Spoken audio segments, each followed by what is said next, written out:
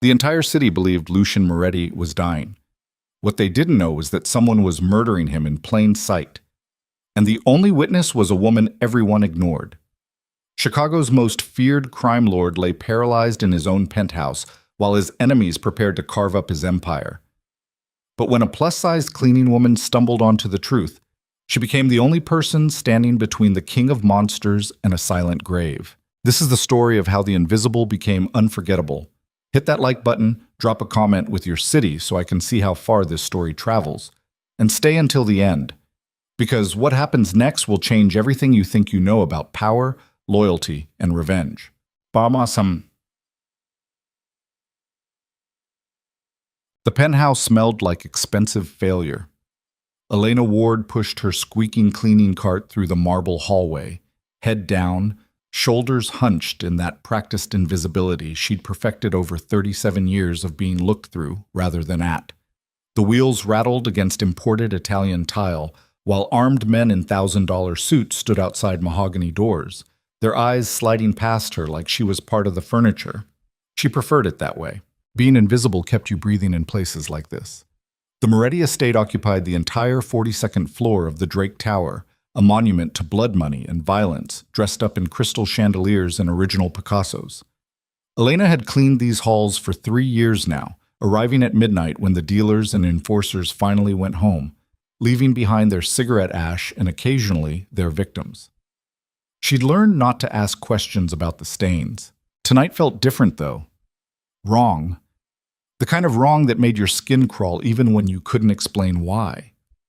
The usual guards weren't at their posts. Doors that should have been locked stood slightly ajar. And the penthouse itself, Lucian Moretti's private sanctuary, sat too quiet for a man who supposedly still lived there. Elena paused outside the master suite, her hand gripping the cart handle so tight her knuckles went white. She shouldn't go in. She knew better. 3 years of strict routine had taught her exactly which rooms to enter and which to pretend didn't exist. But the door was open, just a crack, and through that crack came the sound of someone trying very hard not to make any sound at all. Elena's first instinct was to walk away. Her second instinct was to run. But somewhere between those two survival mechanisms, curiosity hooked into her chest and pulled. She stepped inside. The bedroom was enormous, decorated in blacks and deep reds that swallowed the city lights filtering through floor-to-ceiling windows. A massive bed sat in the center like an altar, and on that bed lay what remained of Lucian Moretti. Elena had seen him before, of course. Everyone in Chicago knew what he looked like. 6'2", dark hair swept back from a face that belonged on Roman coins, eyes like smoke before a fire. The kind of man who walked into rooms and watched everyone else shrink. But the thing on the bed wasn't that man anymore. Lucien lay motionless beneath black silk sheets, his once powerful frame reduced to sharp angles and wasted muscle. His skin had gone gray. His eyes were open but unfocused, staring at the ceiling with the glazed expression of someone trapped inside their own skull. The rumors were true then. The king was dying. Elena should have left. Should have backed out quietly and pretended she'd never seen the great Lucian Moretti reduced to this. But something stopped her cold. A man in a white coat stood beside the bed, his back to the door. A doctor, Elena assumed. Except doctors didn't usually move like that. All nervous energy and quick glances toward the door like they were doing something they shouldn't. Elena stepped behind the velvet curtains flanking the windows, her heart hammering so loud she was certain he'd hear it. Through the gap in the fabric, she watched the doctor pull a syringe from his medical bag, the liquid inside catching the light like amber. He didn't speak, didn't check vitals or examine his patient, just inserted the needle directly into Lucian's IV line and depressed the plunger with practiced efficiency. Then he packed up his bag and left without a single word. Elena waited in the darkness, barely breathing, while footsteps echoed down the hallway and eventually disappeared. Only when silence wrapped around the room again did she step out from behind the curtains. Her legs shook as she approached the bed. Lucien hadn't moved, hadn't blinked. But his eyes, those smoke-gray eyes that supposedly couldn't focus on anything anymore, tracked her movement across the room with perfect, terrible clarity. He was awake. Completely, fully, horrifyingly awake, and he couldn't move a single muscle. Elena's hand flew to her mouth, choking back the sound trying to escape. She stumbled backward, knocking into the nightstand hard enough to rattle the collection of pill bottles arranged there. Her first instinct screamed at her to run, to get out, to forget everything she'd just seen. But those eyes. They followed her with an intensity that burned straight through the paralysis, and in their depths, Elena saw something she recognized with stomach-turning familiarity. Helplessness. The most powerful crime lord in Chicago was completely, utterly helpless, and someone was killing him. Elena's hands trembled as she picked up one of the discarded medical vials from the trash bin beside the bed. The label was partially torn, but she could make out enough. Sodium thiopental, vecuronium, names that meant nothing to her but felt heavy with intent. She slipped the vial into her cleaning smock and forced herself to look at Lucian one more time. His jaw was clenched so tight she could see the muscle jumping beneath gray skin. Sweat beaded along his hairline despite the cool air, and his eyes, Christ, his eyes were screaming at her even though his mouth couldn't form a single sound. "I saw," Elena whispered, barely audible even to herself. "I saw what he did." Something flickered in Lucien's gaze. Recognition, maybe, or warning, or just the desperate acknowledgement that someone, anyone, finally understood. Elena ran. She grabbed her cart and fled the penthouse like a woman on fire, her breath coming in ragged gasps that echoed through the empty service elevator. Her mind raced faster than her heart, trying to process what she'd witnessed while every survival instinct she possessed screamed at her to forget, to bury it deep, to stay invisible. But she couldn't, because she'd seen the truth written in those paralyzed eyes. Lucien Moretti wasn't dying of some mysterious illness. He was being murdered, slowly, carefully, in his own bed, and she was the only person who knew. The elevator doors opened onto the basement level where the cleaning staff kept their lockers. Elena stumbled out, her vision swimming, and barely made it to the bathroom before her stomach emptied itself into the toilet. She retched until nothing came up but bile and terror, her whole body shaking with the weight of what she'd just witnessed. When she finally emerged, pale and sweating, she found her supervisor waiting by her locker. Marcus was a heavy-set man with tired eyes and a wedding ring he never talked about. He'd hired Elena 3 years ago despite her lack of references, and in return she showed up on time and never complained about the blood. "You look like hell," he said without preamble. Elena wiped her mouth with the back of her hand. "Food poisoning." "Uh-huh." Marcus didn't believe her, but he also didn't push. That was the thing about working in places like this. You learned real fast not to ask too many questions. "Go home. Sleep it off. I'll cover your route tonight." Elena nodded, grabbed her coat from the locker, and left before he could see her hands still shaking. The city swallowed her whole the moment she stepped outside. Chicago at 3 in the morning was a different beast than Chicago during daylight hours.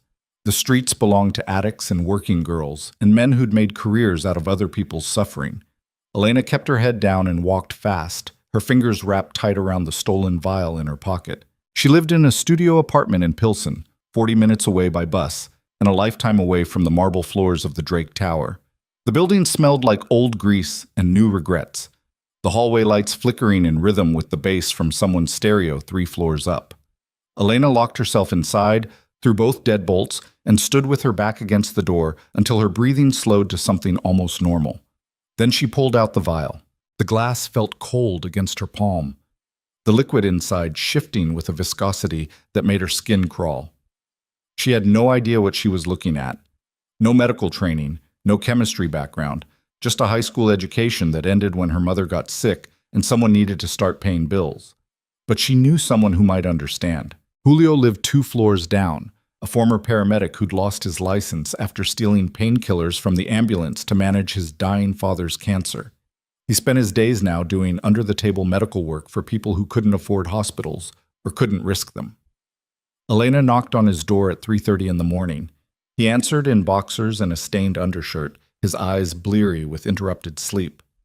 "The hell, Elena? I need you to tell me what this is." She held up the vial.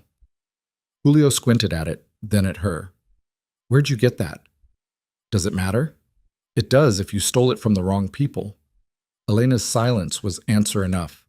Julio sighed, ran a hand through his thinning hair, and stepped aside to let her in. His apartment was smaller than hers, cluttered with medical textbooks and empty beer bottles. He cleared space on the kitchen table and held the vial up to the light. Sodium thiopental, he read slowly.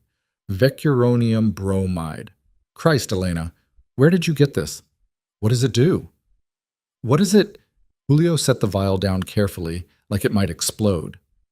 This is a paralytic cocktail. Anesthesia-grade muscle relaxants. You give someone enough of this over time, it would look like progressive neuromuscular disease. Paralysis. Respiratory failure. Complete loss of motor function while leaving cognitive ability intact. Elena's stomach dropped. They'd be awake? Completely. They'd feel everything, understand everything, just couldn't move or speak or do a damn thing about it. Julio's eyes narrowed. Who the hell is using this? A doctor. What doctor? I don't know his name. Elena wrapped her arms around herself, suddenly freezing despite the apartment's stale heat. But he's killing someone with it, slowly, making it look like a disease. Julio was quiet for a long moment. Then he handed the vial back to her like it burned his fingers. Listen to me very carefully, Elena. Whatever you saw, whoever you saw, you need to forget it. Right now, tonight, forever. I can't just... Yes, you can. You absolutely can. Julio's voice hardened with the kind of fear that came from experience. People who use drugs like this, they're not playing around. This is professional-level murder, which means professional-level consequences for anyone who interferes. You tell someone, you become a problem. You become a problem, you disappear. That's how this works. Elena stared at the vial in her hand, at the amber liquid that represented weeks, maybe months of calculated torture, at the physical evidence that Lucien Moretti, a man who'd built an empire on violence, was being slowly erased by someone close enough to inject poison directly into his veins. What if I don't say anything? She whispered. Then someone dies who was going to die anyway, and you stay alive. Julio's expression softened slightly. I know that's cold, but cold is how you survive places like this. Elena left his apartment with the vial still in her pocket and Julio's warning ringing in her ears.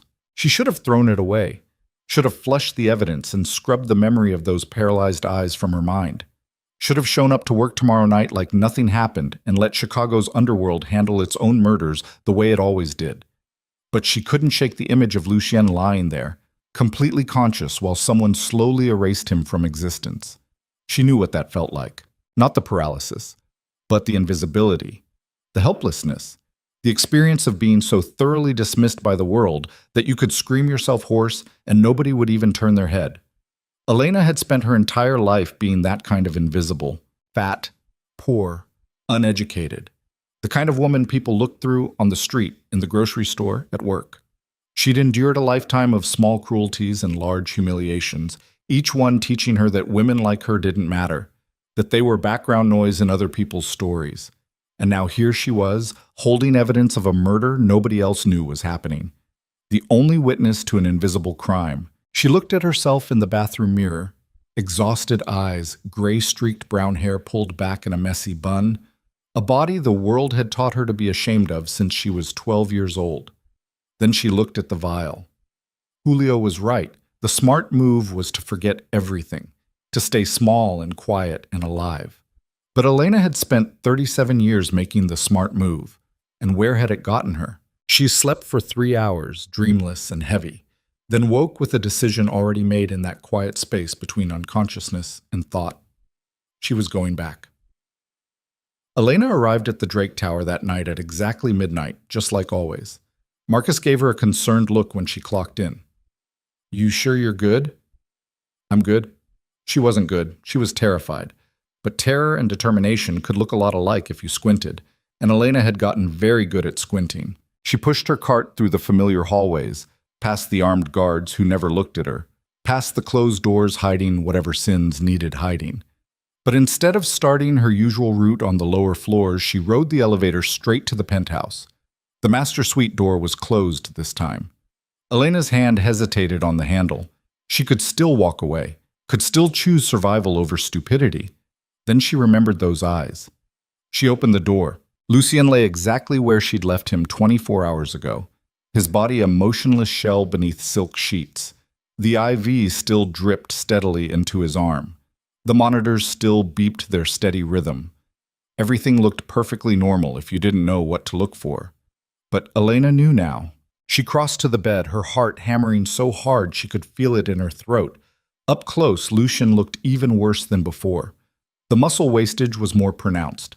His skin had taken on a waxy quality. Whatever they were giving him was working. He was dying by inches. Elena pulled the IV bag from its stand and examined it in the dim light. Clear liquid, no visible contamination. But she knew better now. "I'm going to help you," she whispered, though she had no idea if he could even hear her. "I don't know how yet, but I'm going to help you." Those gray eyes tracked her movement again, sharp and aware despite the paralysis. And for just a second, Elena could have sworn she saw something flicker in their depths. Hope, maybe. Or a warning. She didn't know which scared her more. Elena disconnected the poisoned IV with shaking hands, her fingers clumsy with fear and adrenaline. She'd watched enough medical dramas to know the basic mechanics: twist, pull, replace. But television didn't prepare you for the reality of standing in a crime lord's bedroom, actively interfering with his murder, while armed men patrolled the hallways outside. She pulled a bottle of saline solution from her cleaning cart, stolen from Julio's apartment while he was passed out drunk, and rigged it to the IV stand with the kind of desperate improvisation that would have been comical if the stakes weren't so catastrophically high. "This is temporary," she told Lucien, still whispering like the walls might be listening. "I don't know what I'm doing. I just know what they're doing is wrong." His eyes stayed locked on her face with an intensity that made her hands shake worse. Elena disposed of the poisoned IV bag in her cart, buried beneath trash bags and dirty rags where nobody would think to look. Then she stood there for a long moment, staring at the man who'd built an empire on violence and fear, now reduced to this, a prisoner in his own body, dependent on a cleaning woman he'd probably never noticed before. "I'll come back tomorrow night," she said finally. "I'll bring more saline. I'll figure out the rest." She had no plan, no resources, no idea what she'd do if someone caught her, but she'd made a choice, and choices had momentum. Elena left the penthouse and returned to her cleaning route, her mind racing faster than her hands as she wiped down surfaces and emptied trash bins. The physical work felt distant, mechanical, like she was operating her body from somewhere else entirely. By 4 a.m., she'd convinced herself she'd imagined the whole thing. By 5 a.m., she was planning tomorrow night's approach. By 6 a.m., when her shift ended and the city started waking up, Elena Ward had become something she'd never been before: dangerous. She rode the bus home in the gray pre-dawn light, watching Chicago transform from nightmare to morning commute. Businessmen in suits, students with headphones, mothers with strollers, all of them living in a completely different world than the one she'd just left. None of them knew that somewhere above the city, a king was dying in silence, and a cleaning woman was the only thing standing between him and the grave. Elena spent the day researching neuromuscular paralysis and antidotes on the public library computers, reading medical journals she barely understood, while elderly men used the terminals next to her for online poker. She took notes in cramped handwriting, copying down drug names and dosage information, and half-understood explanations of how paralytic agents worked. By noon, she'd figured out the basics. By 3 p.m., she'd realized how far in over her head she actually was. Julio had been right. This was professional-level medical murder. Whoever was killing Lucian knew exactly what they were doing, which meant Elena's saline substitution would buy maybe 48 hours before they noticed the toxin levels dropping. After that, they'd adjust. Or worse, they'd realize someone was interfering. Elena stared at her notes, her chest tight with the kind of fear that made it hard to breathe. She should stop. Should walk away while she still could. Should let Lucien Moretti die the way he was always going to die. But that night, when she arrived at the Drake Tower, she brought more saline. And the night after that, and the night after that. She developed a routine. Midnight arrival. Elevator to the penthouse. 5 minutes to switch the IV bags. Back to her cleaning cart before anyone noticed the slight woman in the gray uniform doing anything more interesting than emptying trash. On the fourth night, something changed. Elena was disconnecting the poisoned IV when Lucian's right hand twitched, just barely. Just the faintest curl of fingers that had been motionless for weeks. But she saw it. Elena froze, her breath catching in her throat. She looked at Lucien's face and found those gray eyes burning with something new. Fury. The paralysis was breaking. Whatever they'd been giving him was slowly wearing off, and Lucien Moretti was waking up inside his own body like a monster clawing its way out of a grave. "Can you feel it?" Elena whispered. "Can you feel yourself coming back?" His jaw clenched. The tendons in his neck stood out like cables, and his eyes promised violence the moment he could deliver it. Elena should have been terrified. Instead, she felt something close to vindication. "Good," she said quietly. "Get angry. Stay angry, because when you can move again, we're going to find whoever did this to you, and they're going to wish they'd finished the job." She didn't know where the words came from, didn't recognize the steel in her own voice, but something had shifted inside her over the past 4 nights, watching a powerful man reduced to nothing while she, invisible, dismissible, nobody Elena, held his life in her hands. Power changed shape when you weren't looking, and Elena was starting to understand what hers felt like. She finished replacing the IV bag and was reaching for her cleaning cart when footsteps echoed in the hallway outside. Elena's blood went cold. The door opened before she could hide, and a man she'd never seen before stepped into the penthouse suite. He was tall, expensive-looking, with Lucien's same dark hair and sharp features. But where Lucien had always carried violence like a second skin, this man wore charm like armor, all perfect teeth and practiced warmth. "Well," he said, his voice smooth as expensive whiskey. "Who the hell are you?" Elena's throat closed up. The man in the doorway studied her with the kind of casual interest you'd give a stray dog that wandered into your yard, curious whether it might bite or just needed to be kicked back outside. "I asked you a question," he said, stepping fully into the room. His shoes were Italian leather. His suit probably cost more than Elena made in 6 months. "Who are you?" Elena's mind raced through a dozen lies and settled on the only truth that might save her life. "Cleaning crew," she managed, her voice coming out steadier than she felt. "Night shift." The man's eyes flicked to her cart, to the cleaning supplies arranged in their usual configuration, then back to her face. He smiled, but it didn't reach his eyes. "Cleaning crew doesn't usually work the penthouse. Marcus reassigned me." Elena forced herself to breathe normally, to meet his gaze without flinching. "Said the regular girl quit." It wasn't entirely a lie. The woman who'd cleaned Lucien's suite before had disappeared 3 months ago. Elena had assumed she'd found better work. Now she wondered if she'd found something worse. The man walked past her toward the bed, his movements relaxed and predatory all at once. He looked down at Lucien with something Elena couldn't quite identify.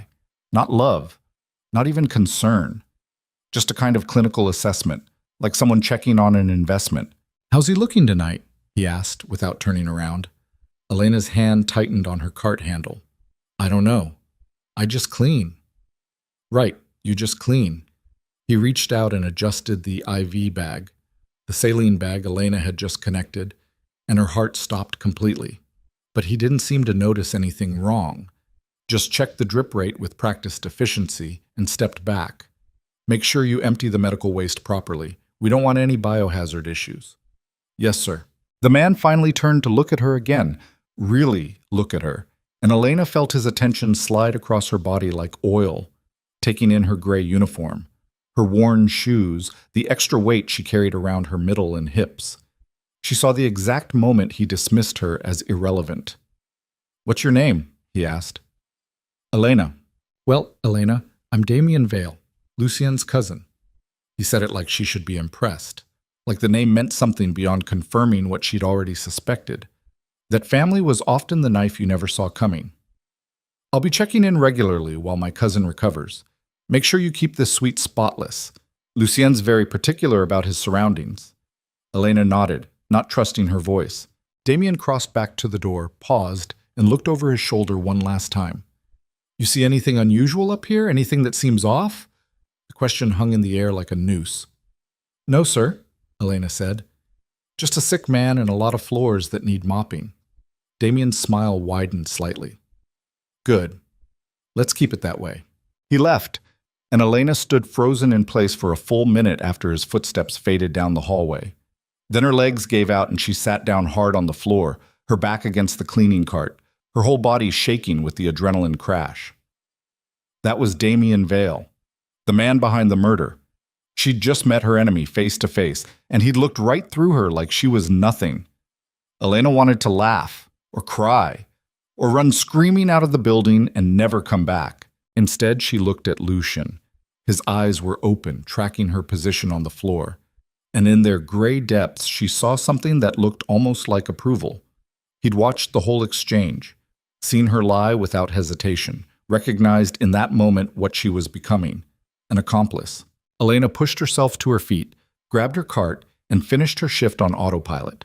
But her mind wouldn't stop replaying the encounter, dissecting every word Damien had spoken, every gesture he'd made. He'd checked the IV himself, which meant he knew exactly what was supposed to be in it, which meant he was more than just the man behind the conspiracy. He was actively participating in his cousin's murder. When Elena finally left the Drake Tower at 6 a.m., the sun was already turning the city gold. She rode the bus home in silence, staring at her reflection in the window and barely recognizing the woman looking back. 4 days ago, she'd been invisible. Now she was lying to murderers. And the worst part? She was getting good at it. Elena spent the next week maintaining her routine with mechanical precision. Midnight shifts, IV bag switches, 5 minutes in the penthouse, then back to cleaning the rest of the tower like nothing had changed. But everything had changed. Lucien was getting stronger, not quickly, not obviously. But Elena noticed the small things, the way his fingers curled more deliberately now, the muscle tone starting to return to his arms, the fact that his eyes followed her movements with increasing sharpness, like a predator remembering how to hunt. On the 8th night, she walked into the penthouse and found him looking directly at her. Not tracking, not following, looking, like he'd been waiting. Elena's breath caught. She crossed to the bed slowly, searching his face for any sign of the paralysis that had trapped him for weeks. His jaw was still clenched, his body still mostly immobile, but something fundamental had shifted. "Can you hear me?" she whispered. His right hand lifted off the bed, just barely, just enough to answer. Yes. Elena's eyes burned with something that might have been tears if she'd let herself cry. Instead, she pulled a piece of paper from her pocket. Questions she'd written down during her shift, things she needed to know if they were going to survive this. "I'm going to ask you questions. Move your hand for yes, stay still for no. Understand?" His hand moved. "Is Damien the one poisoning you?" Movement. "Is the doctor working with him?" Movement. "Do you know what they're giving you?" His hand stayed still. Elena's chest tightened. "I had it tested. Sodium thiopental. Becuronium bromide. They're making it look like neuromuscular disease." Something flickered across Lucian's face. Rage, maybe, or grudging respect that she'd figured it out. "Do you have people who are still loyal? People Damien doesn't control?" His hand moved, but slower this time, like the answer was complicated. Elena understood. In an empire built on fear and violence, loyalty was always conditional. And when the king looked weak, even the most devoted soldiers started hedging their bets. "I need names," she said. "People I can contact when you're strong enough. People who will believe you're still alive." Lucien's eyes moved to the nightstand. Elena followed his gaze and found a locked drawer. She tried the handle anyway, knowing it wouldn't open but needing to try. "Where's the key?" His eyes shifted to the bookshelf across the room, a wall of leather-bound volumes that probably existed purely for decoration since Elena doubted Lucian spent his evenings reading Hemingway. She crossed to the shelves and started searching, running her fingers along the spines until she found one that felt wrong, heavier. She pulled it out and found it wasn't a book at all, but a hollow container disguised as one. Inside was a key. Elena returned to the nightstand, unlocked the drawer, and found a satellite phone. Not a regular cell phone that could be tracked and monitored. An encrypted military-grade communication device that probably cost more than her car. She held it up so Lucian could see. "Your people?" His hand moved. Elena pocketed the phone and locked the drawer again, replacing everything exactly as she'd found it. Then she returned to Lucian's bedside and made a decision that terrified her. "I'm going to need you to trust me," she said quietly. "Really trust me. Because what comes next is going to get a lot worse before it gets better." Lucian's eyes bored into hers with an intensity that made her skin prickle. Then, very deliberately, his hand reached out and his fingers brushed against hers. The touch lasted maybe 2 seconds, but Elena felt it down to her bones. She was in this now, completely, irrevocably, and there was no going back. The next morning, Elena did something she'd never done before. She called in sick to her day job, a part-time cashier position at a grocery store in Pilsen that paid just enough to cover the rent her cleaning work didn't. Then she took the satellite phone to Julio's apartment. He opened the door, took one look at what she was carrying, and tried to close it again. Elena jammed her foot in the gap.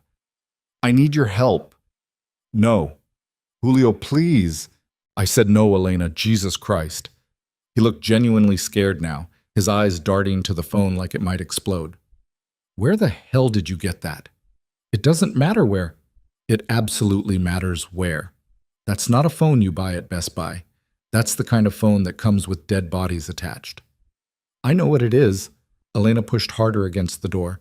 "That's why I need you to tell me how to use it." Julio stared at her for a long moment. Then he laughed, high and slightly unhinged. "You're actually doing this. You're actually interfering in whatever the hell you saw. A man is being murdered. So? Men get murdered every day in this city. Most of them probably deserve it. This one didn't," Elena said, and realized as she said it that she believed it. Or at least she believed nobody deserved to die the way Lucien was dying. Slowly, consciously, trapped inside their own body, while people they trusted erased them from existence. Julio's expression shifted. "You care about him." "I care about stopping what's happening to him." "That's the same thing." Maybe it was. Elena didn't have time to examine the distinction. "Are you going to help me or not?" she asked. Julio sighed, opened the door wider, and let her inside. He took the satellite phone, turned it over in his hands, and pressed a series of buttons that made the screen light up. "It's encrypted," he said. "Military grade, probably modified for private use. You'll need a code to unlock it." "What kind of code?" "Usually 6 to 8 digits.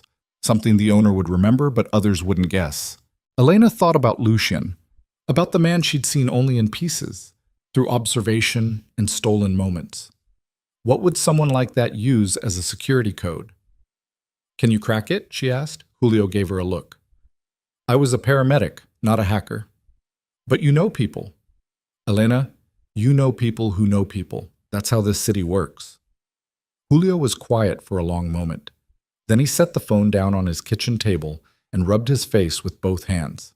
"There's a guy in Bridgeport," he said finally. "Does electronics work? No questions asked." "Can you get me to him?" "I can get you an address. What you do with it is your problem." Julio looked at her with something approaching pity. "You know this is going to end badly, right? However you think this plays out, it's going to be worse." Elena picked up the satellite phone and slipped it back into her bag. "It's already worse," she said. The address Julio gave her led to a pawn shop sandwiched between a check-cashing place and a boarded-up restaurant. Elena arrived just after noon, when the neighborhood was at its busiest, which meant relatively empty compared to other parts of the city. The shop smelled like cigarette smoke and desperation. A bell chimed when she entered, and a man emerged from the back room like he'd been summoned. He was maybe 50, rail-thin, with the kind of face that had seen too much and stopped caring somewhere around 1997. "Help you?" he asked. Elena set the satellite phone on the counter between them. "I need this unlocked." The man looked at the phone, then at her, then back at the phone. "Where'd you get this?" "Does it matter?" "It does if whoever you took it from comes looking for it." "They won't," Elena said, hoping that was true. The man picked up the phone, examined it for maybe 10 seconds, and named a price that made Elena's stomach drop. "I don't have that kind of money." "Then I can't help you." Elena thought about walking away, about giving up before things got any more complicated. But then she thought about Lucien's eyes tracking her across the room, about Damien's dismissive smile, about 37 years of being invisible. "I can get you half now," she lied, "the rest when you're done." The man studied her face, clearly trying to figure out if she was worth the risk. Whatever he saw there must have been convincing because he nodded slowly. 2 days. Come back Thursday." Elena paid him everything she had in her wallet, $93 that was supposed to cover groceries for the next week, and walked out before he could change his mind. She'd figure out the rest later, or she'd starve. Right now, neither option felt particularly real. That night, Elena returned to the Drake Tower with a plan that was equal parts desperation and insanity. She needed to know what Damien was planning, needed to understand the timeline, the endgame, the moment when they'd stop poisoning Lucien slowly and just finish the job, which meant she needed to get into Damien's office. The problem was that Damien's office was on the 38th floor, 4 levels below the penthouse, in a section of the building Elena had never been authorized to access. Her cleaning route was specifically limited to the top floor and the basement levels. Going anywhere else would raise questions. But Elena had spent 3 years being invisible in this building, and invisible people could go anywhere if they pushed the right cart. She waited until 2 a.m., when the late-night meetings had ended and most of Damien's people had gone home. Then she took the service elevator down to 38, pushed her cart out into the hallway like she belonged there, and headed straight for the corner office. The door was locked. Of course it was locked. Elena pulled a bobby pin from her hair. She'd spent the last 2 days watching YouTube videos on basic lockpicking and jammed it into the mechanism with shaking hands. Nothing happened. She tried again, twisting the pin the way the video had demonstrated, and felt something catch. The lock clicked open. Elena couldn't believe it actually worked. The videos made it look so simple, but they never mentioned how your hands would shake so badly you could barely hold the pin, or how every sound in the hallway would feel like gunshots. She slipped inside and closed the door behind her. Damien's office was smaller than she'd expected, more functional. A desk, a laptop, filing cabinets, windows overlooking the city like a constant reminder of everything he was trying to steal. Elena went straight for the desk. The drawers were locked too, but the same bobby pin trick worked on cheaper mechanisms. She rifled through files and folders, looking for anything that might give her ammunition. Financial records, contact lists, emails, anything. What she found was worse than she'd imagined. A contract. Multiple contracts, actually. Agreements with rival crime families to carve up Lucien's territory the moment he died. Sales of legitimate business fronts to shell corporations. Bank transfers routing money out of Moretti Holdings into Damien's private accounts. He wasn't just killing Lucien. He was dismantling the entire empire piece by piece. Elena photographed everything with her phone, her hands steadier now that she had a purpose. She was so focused on the documents that she didn't hear the door open behind her. Find anything interesting? Elena spun around so fast she knocked a file folder onto the floor. Damien stood in the doorway, hands in his pockets, that same easy smile on his face. But his eyes were cold now, calculating. The door was open, Elena stammered. I was just cleaning. With your phone out? Taking pictures? Damien stepped into the office and closed the door behind him. That's a strange way to clean, Elena. Her name in his mouth sounded like a threat. Elena's mind raced. She could run, could scream, could try to fight her way past him and hope security didn't catch her before she made it to the elevator. But Damien was blocking the only exit, and she knew with absolute certainty that he'd never let her leave this room alive. I'm going to ask you one time, Damien said quietly. Who sent you? Nobody sent me. I was just... Don't. His voice hardened.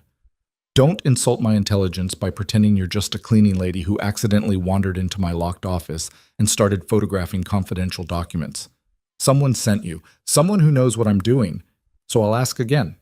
Who? Elena's back hit the desk. She had nowhere left to go. Last chance, Damien said. Who are you working for? And Elena made a choice that surprised even herself. Lucien, she said. Damien went very still. Lucien's dying. Is he? You've seen him. He can barely breathe on his own. I've seen a lot of things, Elena said, her voice steadier than she felt. Including what your doctor's been putting in his IV. The smile disappeared from Damien's face completely. You stupid bitch, he said, almost wonderingly. You've been switching the bags. Elena didn't confirm it, didn't deny it, just stood there with her heart hammering against her ribs and waited to see if she'd live through the next 60 seconds. Damien pulled out his phone. I'm calling security, he said. They're going to take you to the basement.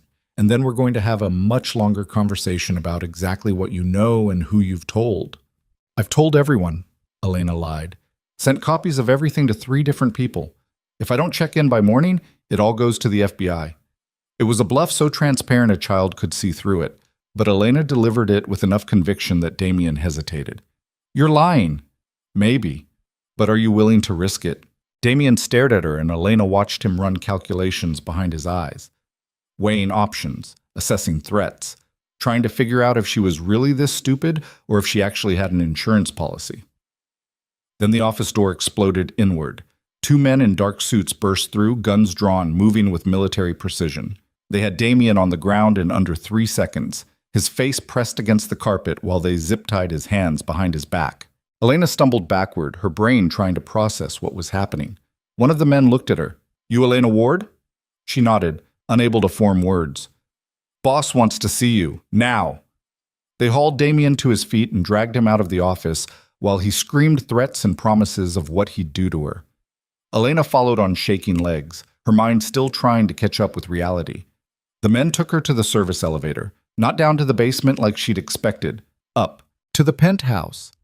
When the doors opened, Elena saw the suite transformed. Guards everywhere, medical equipment, and standing in the center of it all, supported by two men but standing nonetheless, Lucien Moretti. He looked like death had spit him back out, gaunt, pale, shaking with the effort of remaining upright. But his eyes were clear and furious and completely, terrifyingly alive. The guards threw Damien onto the floor at Lucien's feet. Cousin, Lucien said, his voice rough from weeks of disuse, but still carrying enough authority to make everyone in the room straighten. We need to talk. Elena watched Damien's face cycle through shock, terror, and finally desperate calculation. Lucien, thank God. This woman, Lucien interrupted, saved my life. While you were selling my empire to the Italians and the Russians and anyone else who'd pay for a piece, I was protecting your interests. You were murdering me. Lucien's voice didn't rise, didn't need to. The words landed like bullets, slowly, quietly, making it look like disease so nobody would ask questions. Did you really think I wouldn't figure it out? You were paralyzed. I was awake, you stupid bastard, conscious for every injection, every board meeting where you pretended to cry about my condition while negotiating my territory away. Every moment you spent measuring my coffin. Damien's face had gone white. It wasn't personal. It's always personal. Lucien looked past his cousin, his eyes finding Elena across the room. Bring her here. The guards parted, and Elena walked forward on legs that felt disconnected from her body. When she reached Lucien, he studied her face with an intensity that made her skin prickle. You came back, he said quietly, even after you knew what this was, what I am. You came back anyway. Elena didn't know what to say to that, didn't have words for the complicated truth of why she'd made the choices she'd made. Lucien seemed to understand anyway. He turned back to Damien. Here's what's going to happen. You're going to tell me every person involved in this, every contract you signed, every dollar you stole. And then you're going to spend whatever time you have left wishing you'd been brave enough to kill me quickly. Lucien, please. Lucien nodded to the guards, who hauled Damien to his feet and dragged him toward the bedroom. His screaming echoed through the penthouse until a door slammed and cut it off. Then silence. Lucien swayed slightly, and the men supporting him tightened their grip. He looked exhausted, like standing upright was taking everything he had left. But his eyes stayed on Elena. You should go home, he said. Forget this happened. Forget me. Go back to your life and pretend you never met the monster who lives on the 42nd floor. Elena should have taken the offer, should have walked out that door and never looked back. Instead, she heard herself say, what if I don't want to? Something shifted in Lucien's expression. You don't know what you're saying. I know exactly what I'm saying. Elena surprised herself with how steady her voice was. You're going to need help, real help. Damien won't be your only problem. There are other people, other enemies, and you're too weak to fight them alone right now. So you need someone who can move through this building without being noticed. Someone who can listen to conversations nobody thinks matter. Someone who's already saved your life once and might be willing to do it again. Lucien stared at her like he was seeing her for the first time. Really seeing her. Not as a cleaning woman or a temporary ally or a problem to be managed, but as something more dangerous. An equal. This isn't a game, he said quietly. What comes next is going to be ugly, violent, the kind of thing that leaves permanent scars. I'm already scarred, Elena said. The world did that a long time ago. At least this way the scars mean something. Lucien was quiet for a long moment. Then he smiled. A real smile that transformed his entire face into something almost human. What's your last name? He asked. Ward. Elena Ward. He tested it out like he was memorizing it. All right then. Let's see if you survive the week. He gestured to one of the guards who stepped forward with a phone. Make a call, Lucien said. Your cleaning supervisor, tell him you quit, effective immediately. Elena took the phone with shaking hands. And then what? Then you work for me. The words hung in the air between them, heavy with implication. Elena thought about her studio apartment, her bus route, her grocery store cashier job, the small, safe life she'd built out of scraps and survival. Then she thought about the last 2 weeks, about lying to murderers and switching IV bags and breaking into offices, about feeling powerful for the first time in her entire life. She made the call. Marcus answered on the third ring, his voice thick with sleep. Elena, what the hell? It's 4 a.m. I quit, she said. You what? I'm done. Effective immediately. Don't call me again. She hung up before he could respond. Lucien's smile widened. Good. Now comes the hard part. What's the hard part? Staying alive long enough to actually matter. The guards helped Lucien back toward the bedroom, his legs shaking with exhaustion. But before he disappeared, he looked back at Elena one last time. Get some sleep, he said. Tomorrow we start planning our war. And Elena? Yeah? Thank you for seeing me when everyone else was already measuring the casket. Then he was gone, leaving Elena standing alone in the penthouse with armed men and the slowly dawning realization that she'd just crossed a line she could never uncross. She'd gone from invisible to invaluable in the space of 2 weeks, and she had absolutely no idea if she'd survive what came next. But for the first time in 37 years, Elena Ward felt like she mattered, and that feeling was worth dying for. Elena left the Drake Tower as the sun was rising, the city turning gold and pink like it always did, indifferent to the violence happening in its shadows. She rode the bus home in a daze, watching Chicago wake up around her. Coffee shops opening, joggers hitting the lakefront path, students heading to early classes. Normal people living normal lives. Elena didn't belong to that world anymore. She spent the day trying to sleep, but mostly staring at the ceiling, her mind replaying everything that had happened. Damien's face when he realized Lucien was alive. The guards moving with brutal efficiency. Lucien standing upright through sheer force of will, looking at her like she was something more than just a cleaning woman who'd stumbled into his nightmare. The satellite phone sat on her nightstand, still locked, still encrypted. But she didn't need it anymore. She had something better. Access. That night, Elena didn't go to the Drake Tower at midnight. Instead, she received a text from an unknown number with an address in River North and instructions to arrive at 8 p.m. She took 2 buses and walked 3 blocks, checking over her shoulder so many times she probably looked paranoid. But paranoia kept you breathing in this new world she'd entered, so Elena embraced it. The address led to a restaurant, the kind of place with no sign and a single bouncer at the door who looked like he ate problems for breakfast. He took one look at Elena, checked something on his phone, and stepped aside without a word. Inside was elegant in the way only truly expensive places could be. Low lighting, fresh flowers, tables spaced far enough apart that conversations stayed private. Lucien sat alone at a corner booth, looking more human than he had 12 hours ago. Still thin, still pale, but dressed in a perfectly tailored suit that somehow made the damage less obvious.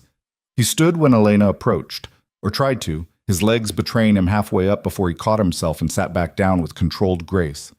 Don't, he said when she started to offer help. I'm fine. He wasn't fine. But Elena was learning that men like Lucien would rather bleed out than admit weakness. She slid into the booth across from him.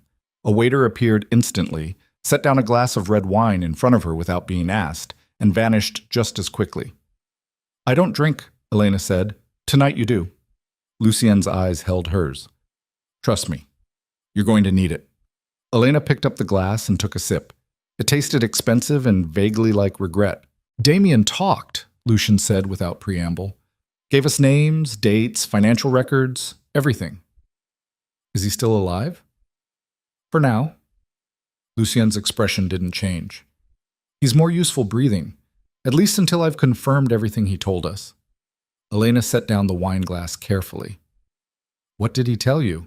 That he's been planning this for 8 months, since before I got sick, before he made me sick. He approached my doctor with an offer, double his salary, triple it, whatever it took to make me disappear slowly enough that nobody asked questions. Why slowly? Because a sudden death would have triggered an investigation, a power struggle. Damien needed time to consolidate control, to move assets, to position himself as the natural successor. Lucien's jaw tightened. He was patient, I'll give him that. What happens now? Now, we clean house. Lucien pulled out a folder and slid it across the table. These are the people Damien either bought or compromised. Board members, soldiers, business partners. They all thought I was dying, so they started making accommodations. Elena opened the folder and felt her stomach drop. There were dozens of names, maybe more, each one marked with notes about their involvement, their motivations, their level of betrayal. You're going to kill all of them? She asked quietly. No. Lucian's smile was cold. Some of them I'm going to forgive, some of them I'm going to ruin, and some of them, he paused, some of them are going to wish I'd just pulled the trigger. Elena thought she should feel horrified, should feel repulsed by the casual way he discussed destroying lives. Instead, she felt a dark satisfaction that scared her more than anything else that had happened. Where do I fit into this? She asked. Lucien studied her for a long moment. That depends. How far are you willing to go? I don't know, Elena admitted. I've never been here before. No one has. Not like this, anyway. Lucien leaned back, his eyes never leaving her face. You saved my life, Elena. That matters. It creates a debt I take very seriously, but it also creates a complication. What kind of complication? The kind where my enemies will absolutely try to kill you the moment they realize what you mean to me. Elena's breath caught. What I mean to you. You're the woman who brought me back from the dead. That makes you either the most valuable asset I have, Lucien's voice dropped lower, or the most dangerous weakness. Which one am I? I don't know yet. He said it like a confession. But I'm going to find out. A phone buzzed on the table between them. Lucien glanced at it, his expression hardening. We need to go, he said. Now. What's wrong? Damien's doctor just turned up dead. Single gunshot to the head. Professional hit. Lucien was already standing, moving with more strength than he should have had. Which means someone else knows I'm alive, and they're tying up loose ends before I can get to them. Elena followed him out of the restaurant, her heart racing. A black SUV waited at the curb, engine running. The door opened and Lucien practically shoved her inside before climbing in after her.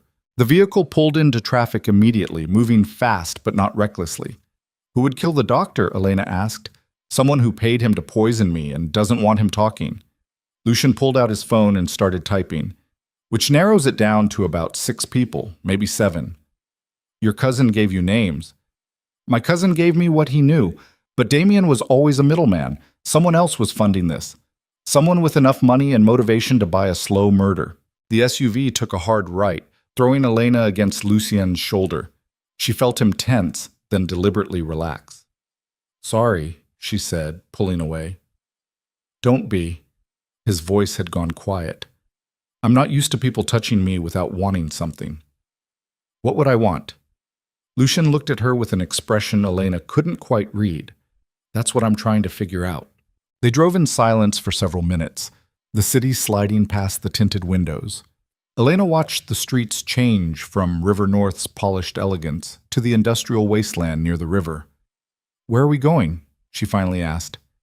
Somewhere safe. Somewhere Damien doesn't know about. Lucien hesitated.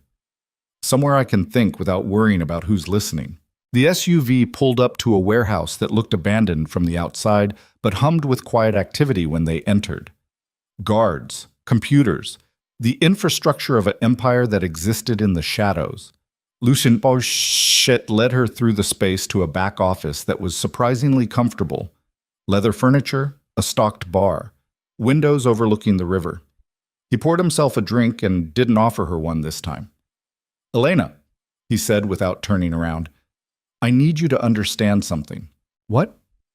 "The people who did this to me, they're not going to stop just because I'm awake. They're going to escalate, get violent, start making moves that put everyone around me at risk." He finally looked at her. "Including you." "I already figured that out." "Did you figure out that staying means you can't ever go back? That your old life, your apartment, your friends, your routine, all of it becomes a liability?" Elena thought about her studio in Pilsen, about Julio and Marcus in the grocery store where she'd worked part-time for 6 years, about the small, invisible life she'd built. "I don't want to go back," she said. "You say that now." "Yes, I say it because it's true." Elena's voice hardened. "You think I don't know what I'm walking away from? I've spent 37 years being nothing to everyone, being the woman people look through on the street, the one they don't remember 5 minutes after meeting. I'm done being invisible, Lucien. I'm done pretending that's enough." Lucien set down his glass. "This isn't about being seen, Elena. This is about survival." "It's about both." She moved closer, surprised by her own boldness.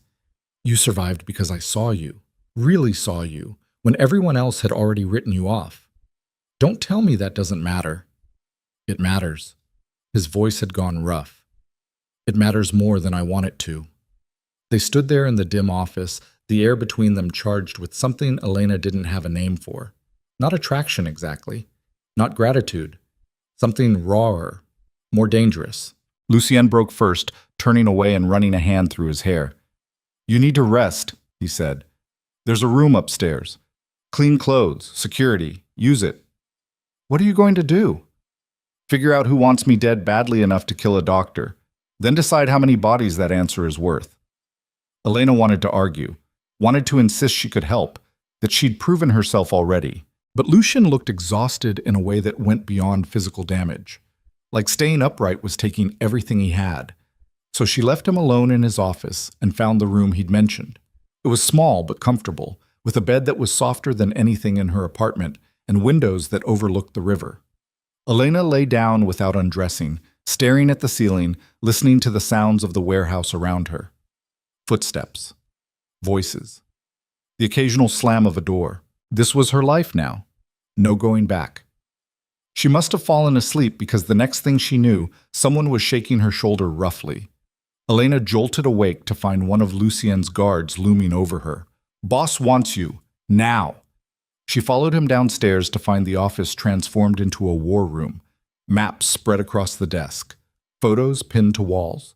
Lucien standing in the center of it all, looking like death warmed over but burning with focused intensity. "We have a problem," he said when Elena entered.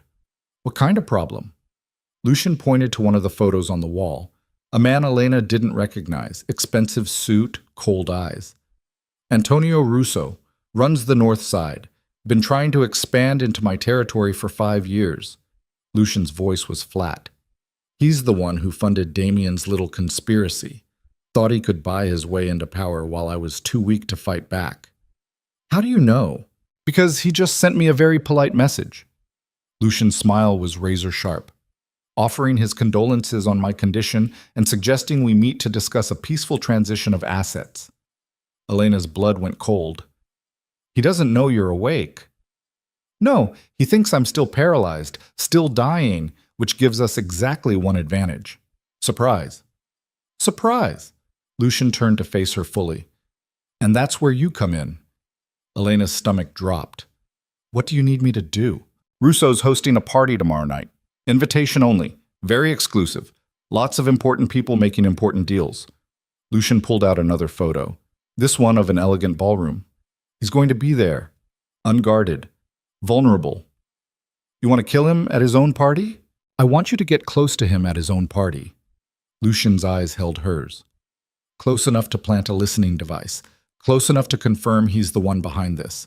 Close enough that when I do move against him, he never sees it coming." Elena's hands started shaking. "I don't know how to do any of that." "You learned how to switch IV bags, how to pick locks, how to lie to Damien without flinching." Lucien moved closer. "You're smarter and braver than you think you are, Elena. And right now, you're the only person I trust to do this without screwing it up." What if I get caught? Then you tell him the truth, that you're a nobody, a cleaning woman who stumbled into something way over her head. Play helpless, play scared. He'll dismiss you the same way Damien did. Lucian's voice dropped. And then we kill him anyway, but slower. Elena wanted to say no. Wanted to explain that there was a difference between switching IV bags in an empty room and infiltrating a crime boss's party. But when she opened her mouth, what came out was, "How do I get in?" Lucian smiled like she'd just passed a test she didn't know she was taking. "Leave that to me," he said. The dress arrived at noon in a box that cost more than Elena's rent. She stared at it spread across the bed in her temporary room at the warehouse. Black silk that caught the light like oil, cut low enough to make her uncomfortable, and fitted tight enough to broadcast every curve she'd spent a lifetime trying to hide. A note was pinned to the fabric in handwriting she didn't recognize. "Wear this, nothing else. Trust me." Elena wanted to laugh, or cry, or set the whole thing on fire. Instead, she put it on. The silk clung to her body like a second skin, emphasizing her wide hips and full breasts, and the soft roll of her stomach that no amount of shapewear could completely disguise. She looked at herself in the mirror and saw everything the world had taught her to hate about herself on full display. Then Lucienne knocked on the door.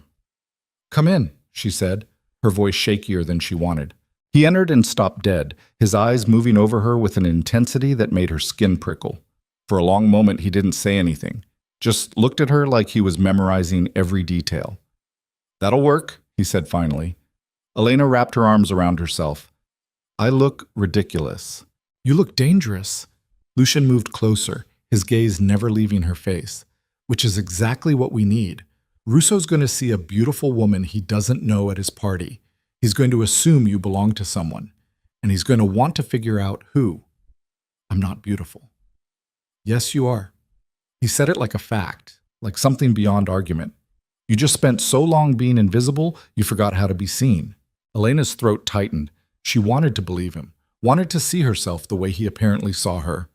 But 37 years of conditioning didn't disappear just because a crime lord said she looked good in expensive silk. Lucien pulled something from his pocket, a small device no bigger than a button. "This is the listening device. It's magnetic. You get close enough to Russo, you plant it on his jacket or his phone or anywhere metal that he carries with him regularly." He demonstrated on his own suit jacket, the device clicking into place invisibly. "Think you can do that?" "I don't know."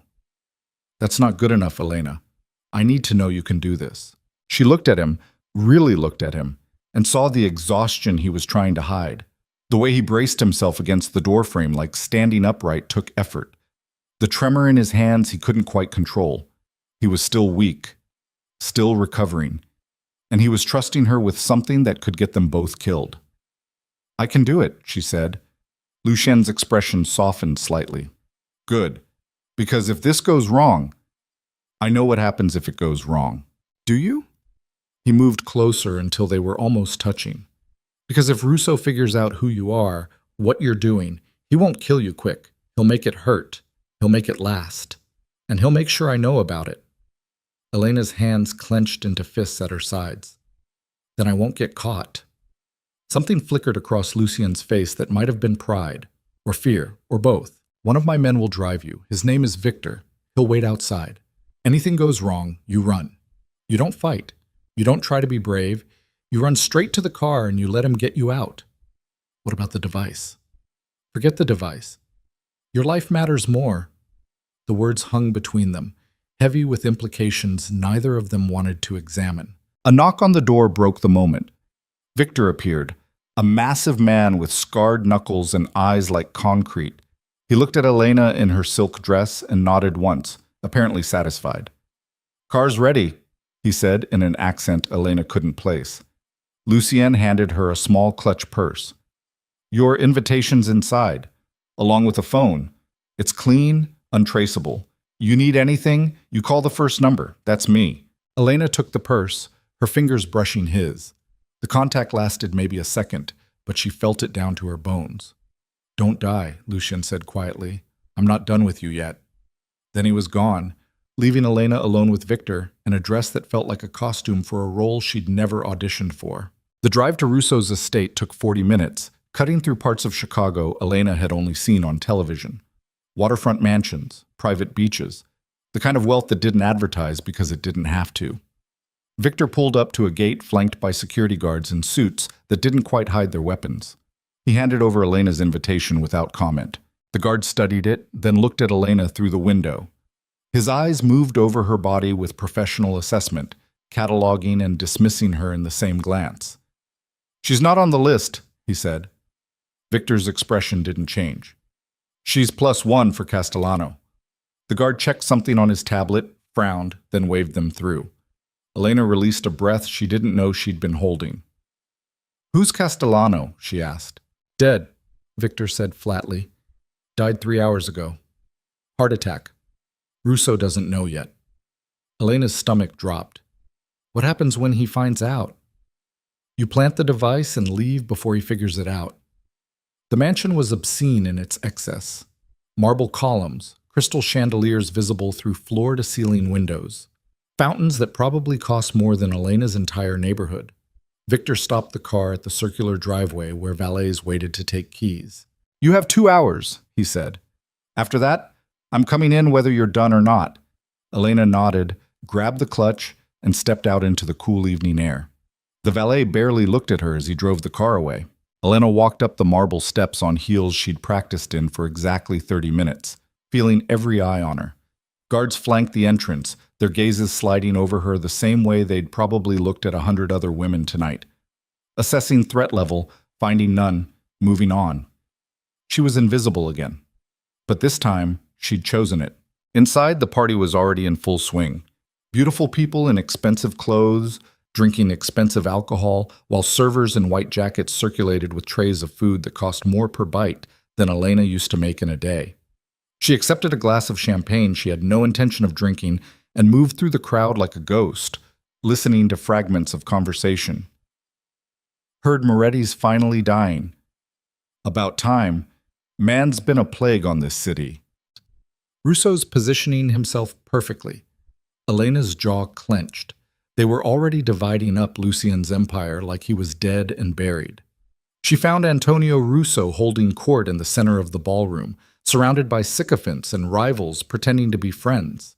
He was older than his photos suggested, maybe 60, with silver hair and a smile that never reached his eyes. Elena studied him from across the room, looking for an opening.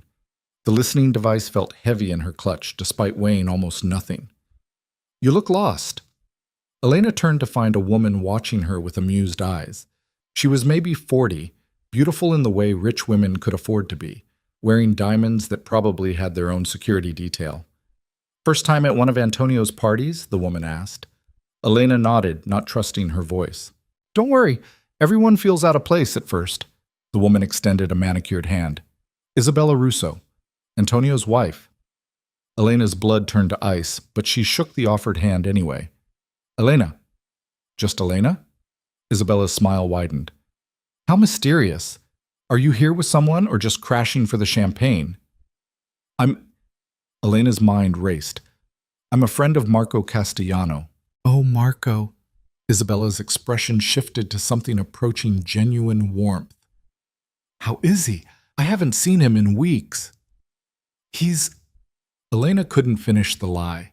Couldn't stand there and smile while talking about a dead man like he was still breathing. Isabella must have seen something in her face because her own expression changed, hardened. "You're not a friend of Marco's at all, are you?" Elena's hand tightened on her clutch. Every instinct screamed at her to run, to get out before this went somewhere she couldn't escape, but she'd come too far to quit now. "I need to speak with your husband," Elena said quietly. "It's important." Isabella studied her for a long moment. Then, surprisingly, she laughed. "You have guts, I'll give you that. Most people don't admit when they've been caught in a lie." She took Elena's arm in a grip that looked friendly but felt like steel. "Come on, let's see what Antonio thinks of you." Elena let herself be led across the ballroom, her heart hammering so hard she was certain everyone could hear it. The crowd parted for Isabella Russo like she was royalty, which in this world she basically was. Antonio looked up as they approached, his eyes narrowing when he saw Elena. "Darling," Isabella said sweetly. This young woman says she needs to speak with you, claims to be a friend of Marco Castellano, but I don't think that's quite true. Is it, Elena? Antonio's expression went cold. He gestured to his guards, who materialized instantly. Take her to my office. I'll be there in 5 minutes. The guards grabbed Elena's arms before she could react, hauling her through a side door while the party continued around them like nothing had happened. They dragged her down a long hallway decorated with art that was probably stolen and into an office that looked like it belonged to a different century. They shoved her into a leather chair and took positions on either side of the door. Elena's hand shook as she clutched her purse. The listening device was still inside, useless now. Her phone too.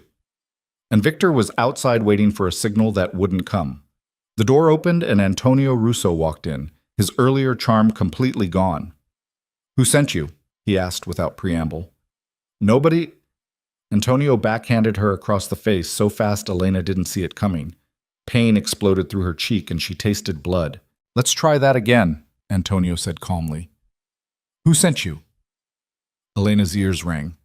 Her face throbbed. But beneath the pain, rage was building, hot and sharp and absolutely lethal. I came on my own, she said through split lips. Why? Because I know what you did to Lucien Moretti.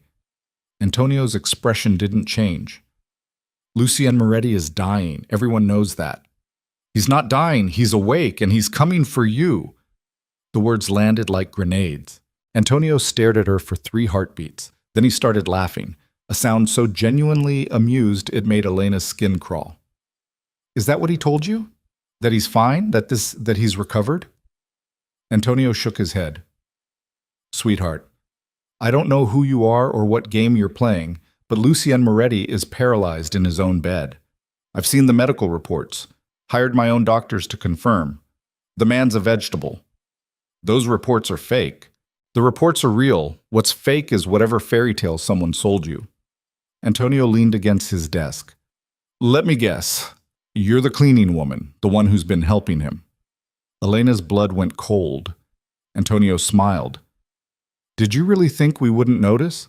We've had eyes on that penthouse for months, watching, waiting, making sure the poison was working. You knew, Elena whispered. You knew I was switching the IV bags. Of course we knew. We let you switch them. Antonio's smile widened. Do you want to know why? Elena couldn't speak, couldn't breathe, couldn't process what she was hearing. Because it kept you busy, kept you thinking you were saving him while we moved pieces into position. Antonio straightened. Damien was always the visible threat, the obvious conspiracy, but he was just a distraction. The real operation was happening somewhere else entirely. What operation? The one that's about to finish tonight. Antonio checked his watch. Right about now, actually. My people are entering the Drake Tower. They're going to walk into Lucian's penthouse, and they're going to finish what we started 6 months ago. Elena lurched to her feet. No! The guards grabbed her, slamming her back into the chair hard enough to drive the air from her lungs. You were useful, Elena. I'll give you that. Antonio pulled out his phone, typed something, then showed her the screen. It was a live video feed of Lucien's penthouse. Empty. No guards. No security. No Lucy. He's not there, Elena said, relief flooding through her. Your people won't find him. They don't need to find him at the penthouse. Antonio's expression turned pitying. They need to find him at the warehouse in River North, the one he thinks is secure, the one he moved to after you started playing hero. Elena's world tilted sideways. How did I know about the warehouse? Antonio laughed again. Because someone told me. Someone close to Lucian. Someone he trusts completely. The office door opened, and Victor walked in. Elena stared at him, her brain refusing to process what her eyes were seeing. Victor, who'd driven her here, who was supposed to be waiting outside, who'd been one of Lucien's most loyal men for years.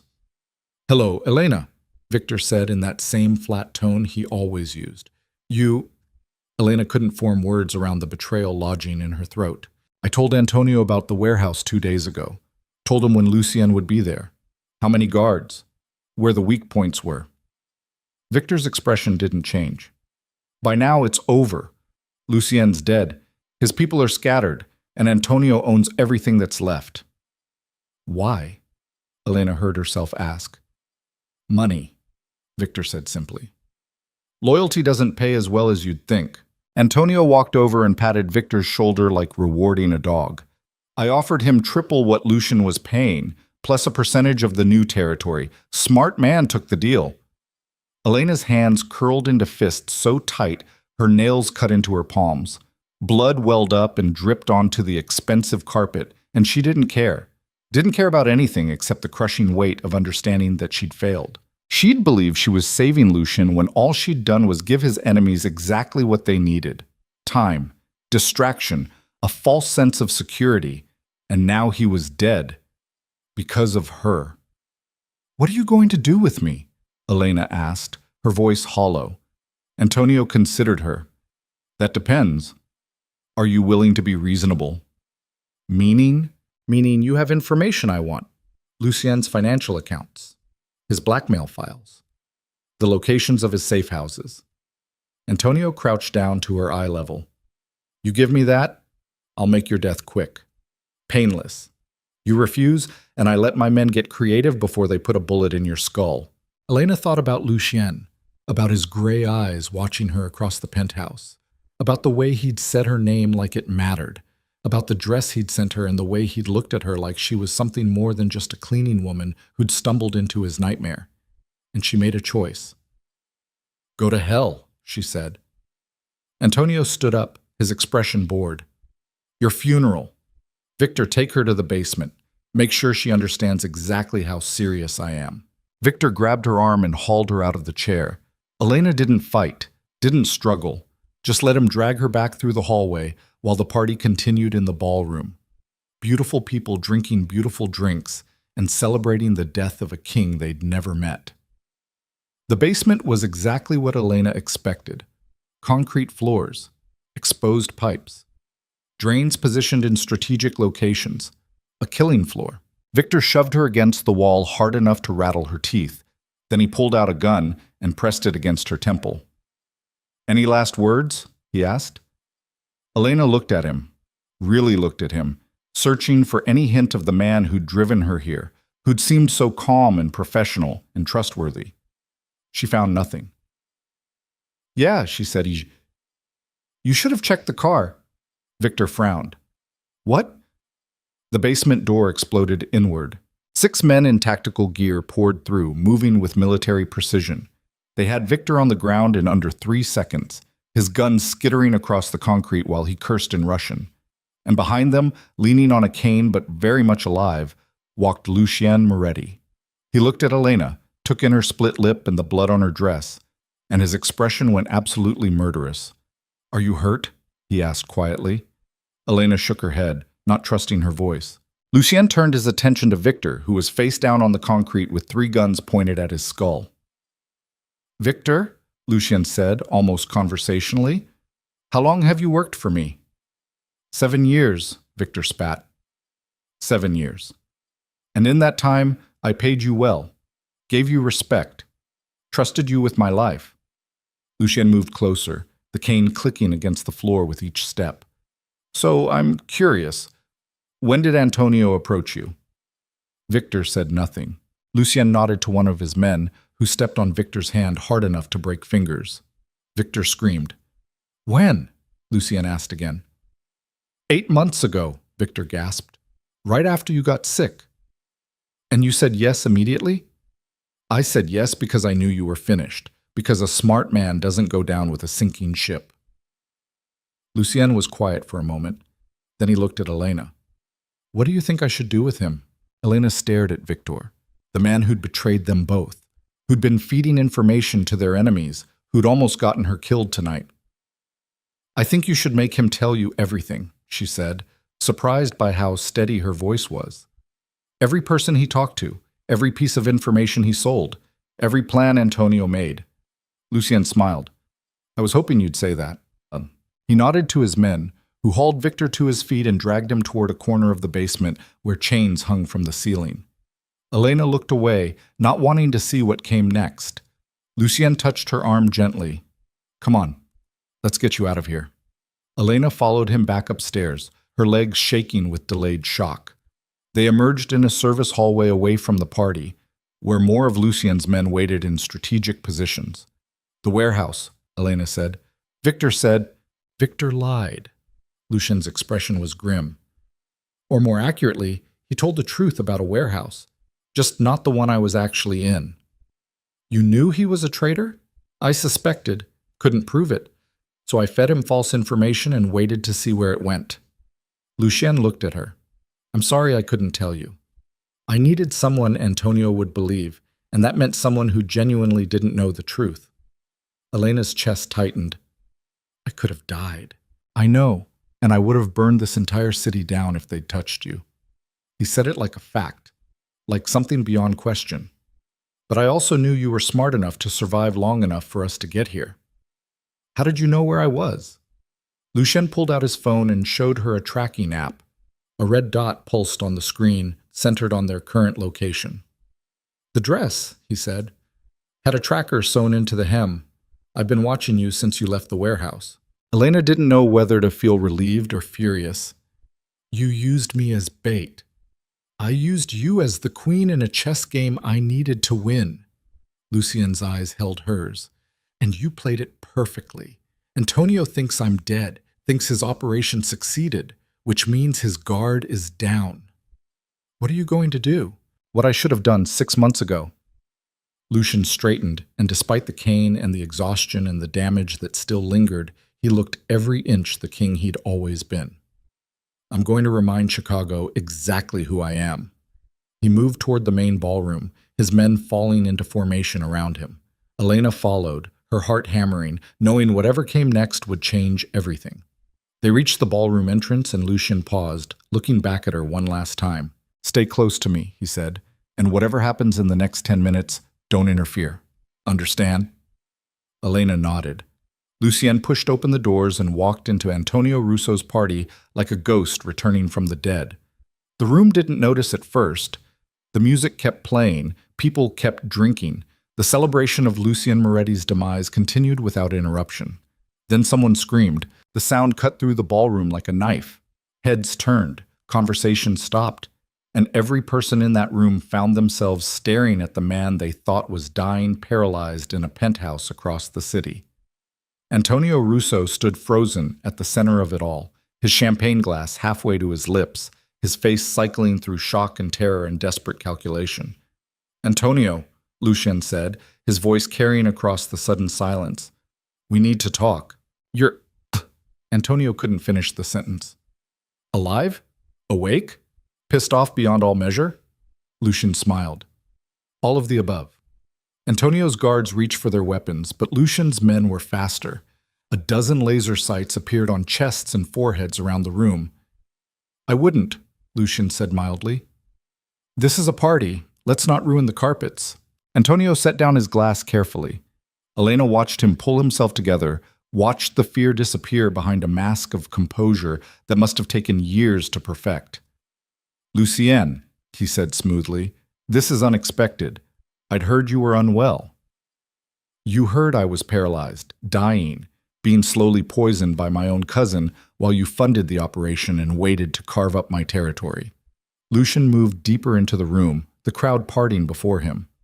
"Did you really think I wouldn't find out? I don't know what you're talking about." "No?" Lucien pulled out his phone and held it up. The screen showed a video. Grainy security footage of Damien meeting with Antonio in what looked like a parking garage. Money changing hands, documents being exchanged. The room was silent enough to hear breathing. "That's Damien Vale, my cousin, accepting payment for a very specific service." Lucien's voice hardened. "Namely, my murder." Antonio's composure cracked. "Lucien, we can work this out. Whatever you think happened." "I don't think, Antonio, I know." Lucien gestured to his men, who dragged in two figures Elena hadn't seen before. Damien Vale and the corrupt doctor, both bloody and beaten, but very much alive. "They told me everything," Lucien said. "Every meeting, every payment, every lie you fed them about what would happen after I died." Antonio took a step back. "This is my house, my people. You can't just—" "Can't I?" Lucian's smile was ice. You're right that this is your house. But look around, Antonio. Really look. Elena followed his gesture and realized with dawning horror what she was seeing. Half the people in the room weren't guests at all. They were Lucian's soldiers, integrated so seamlessly into the party that nobody had noticed until now. Antonio saw it too. Saw the weapons, the cold eyes, the trap closing around him. Lucian, please. You tried to kill me in my own bed, Lucian said quietly. You bought my cousin, corrupted my doctor, spent months planning my execution while pretending to be my ally. He moved closer until they were almost touching. Did you really think there wouldn't be consequences? Antonio opened his mouth to respond. Lucian shot him. The gunshot was deafening in the enclosed space. Antonio staggered backward, blood spreading across his expensive shirt, his expression more surprised than pained. Isabella screamed. The room exploded into chaos, people running, shouting, Lucian's men moving with practiced efficiency to herd everyone toward the exits, while keeping their weapons trained on Antonio's guards. Elena stood frozen, watching Antonio collapse to the marble floor while his wife knelt beside him, pressing her hands against the wound uselessly. You're dead, Antonio gasped. You're a dead man, Moretti. No, Lucian said calmly. I'm the man who came back from the dead. You're just dying. He turned away, leaving Antonio bleeding on his own ballroom floor, and found Elena standing exactly where he'd left her. We need to leave, he said. Now. Elena let him pull her toward the exit, her mind still trying to process what she'd just witnessed. The cold efficiency. The absolute certainty. The way Lucian had walked into his enemy's stronghold and destroyed him in front of everyone who mattered. This was what power looked like when it stopped pretending to be civilized. They made it to the car where Victor had dropped her off hours ago. Different driver now, someone Elena didn't recognize. Lucian helped her into the back seat and slid in beside her. The car pulled away from the mansion, leaving behind the screaming and the chaos and Antonio Russo dying on imported marble. Elena stared at her hands. They were shaking. The whole world was shaking. Are you okay? Lucian asked. I don't know. Elena's voice sounded distant to her own ears. I don't know what I am anymore. You're alive. That's what matters. Is it? Elena looked at him. You used me. You knew Victor was a traitor, and you sent me into that house anyway. I sent you in with a tracker and an extraction team 30 seconds away. Lucian's jaw tightened. But yes, I used you. Because I needed Antonio to believe he'd won, and the only way to sell that was to put something valuable at risk. And I'm valuable? You're invaluable. He said it without hesitation. You're also furious with me, which you have every right to be.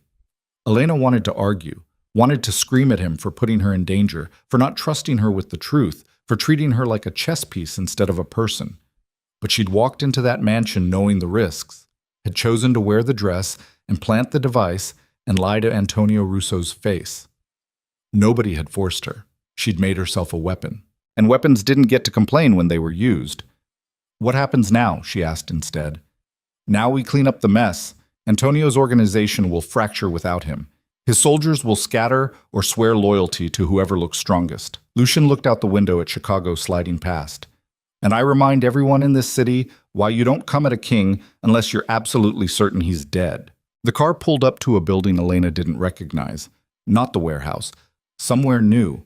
Somewhere she suspected was just one of many safe houses Lucian had scattered across the city. They went inside, and Lucian led her to a bathroom where he pulled out a first aid kit. Sit, he said. Elena sat on the edge of the bathtub while Lucian cleaned the cut on her lip with steady hands. His touch was gentle, careful, completely at odds with the man who'd shot Antonio Russo without hesitation 40 minutes ago. I'm sorry, he said quietly. For what? For everything.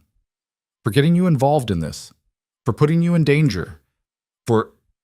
He paused, his fingers still pressed against her face. For caring about you enough that it compromises my judgment. Elena's breath caught. Lucian, don't. His voice was rough. Don't say anything you'll regret in the morning when you've had time to think about what you've gotten yourself into. What if I won't regret it? Lucien looked at her then, really looked at her, and Elena saw something in his eyes she'd never seen before. Vulnerability. "Then you're even more dangerous than I thought," he said. They stayed like that for a long moment, his hand on her face, her heart hammering against her ribs, the air between them charged with possibilities neither of them knew how to name. Then Lucien stepped back, putting distance between them like he was afraid of what might happen if he didn't. "Get some sleep," he said. "Tomorrow's going to be complicated." He left her alone in the bathroom, and Elena stared at her reflection in the mirror. The split lip, the bruises forming on her arms, the silk dress that had cost more than she used to make in a month. She barely recognized the woman looking back.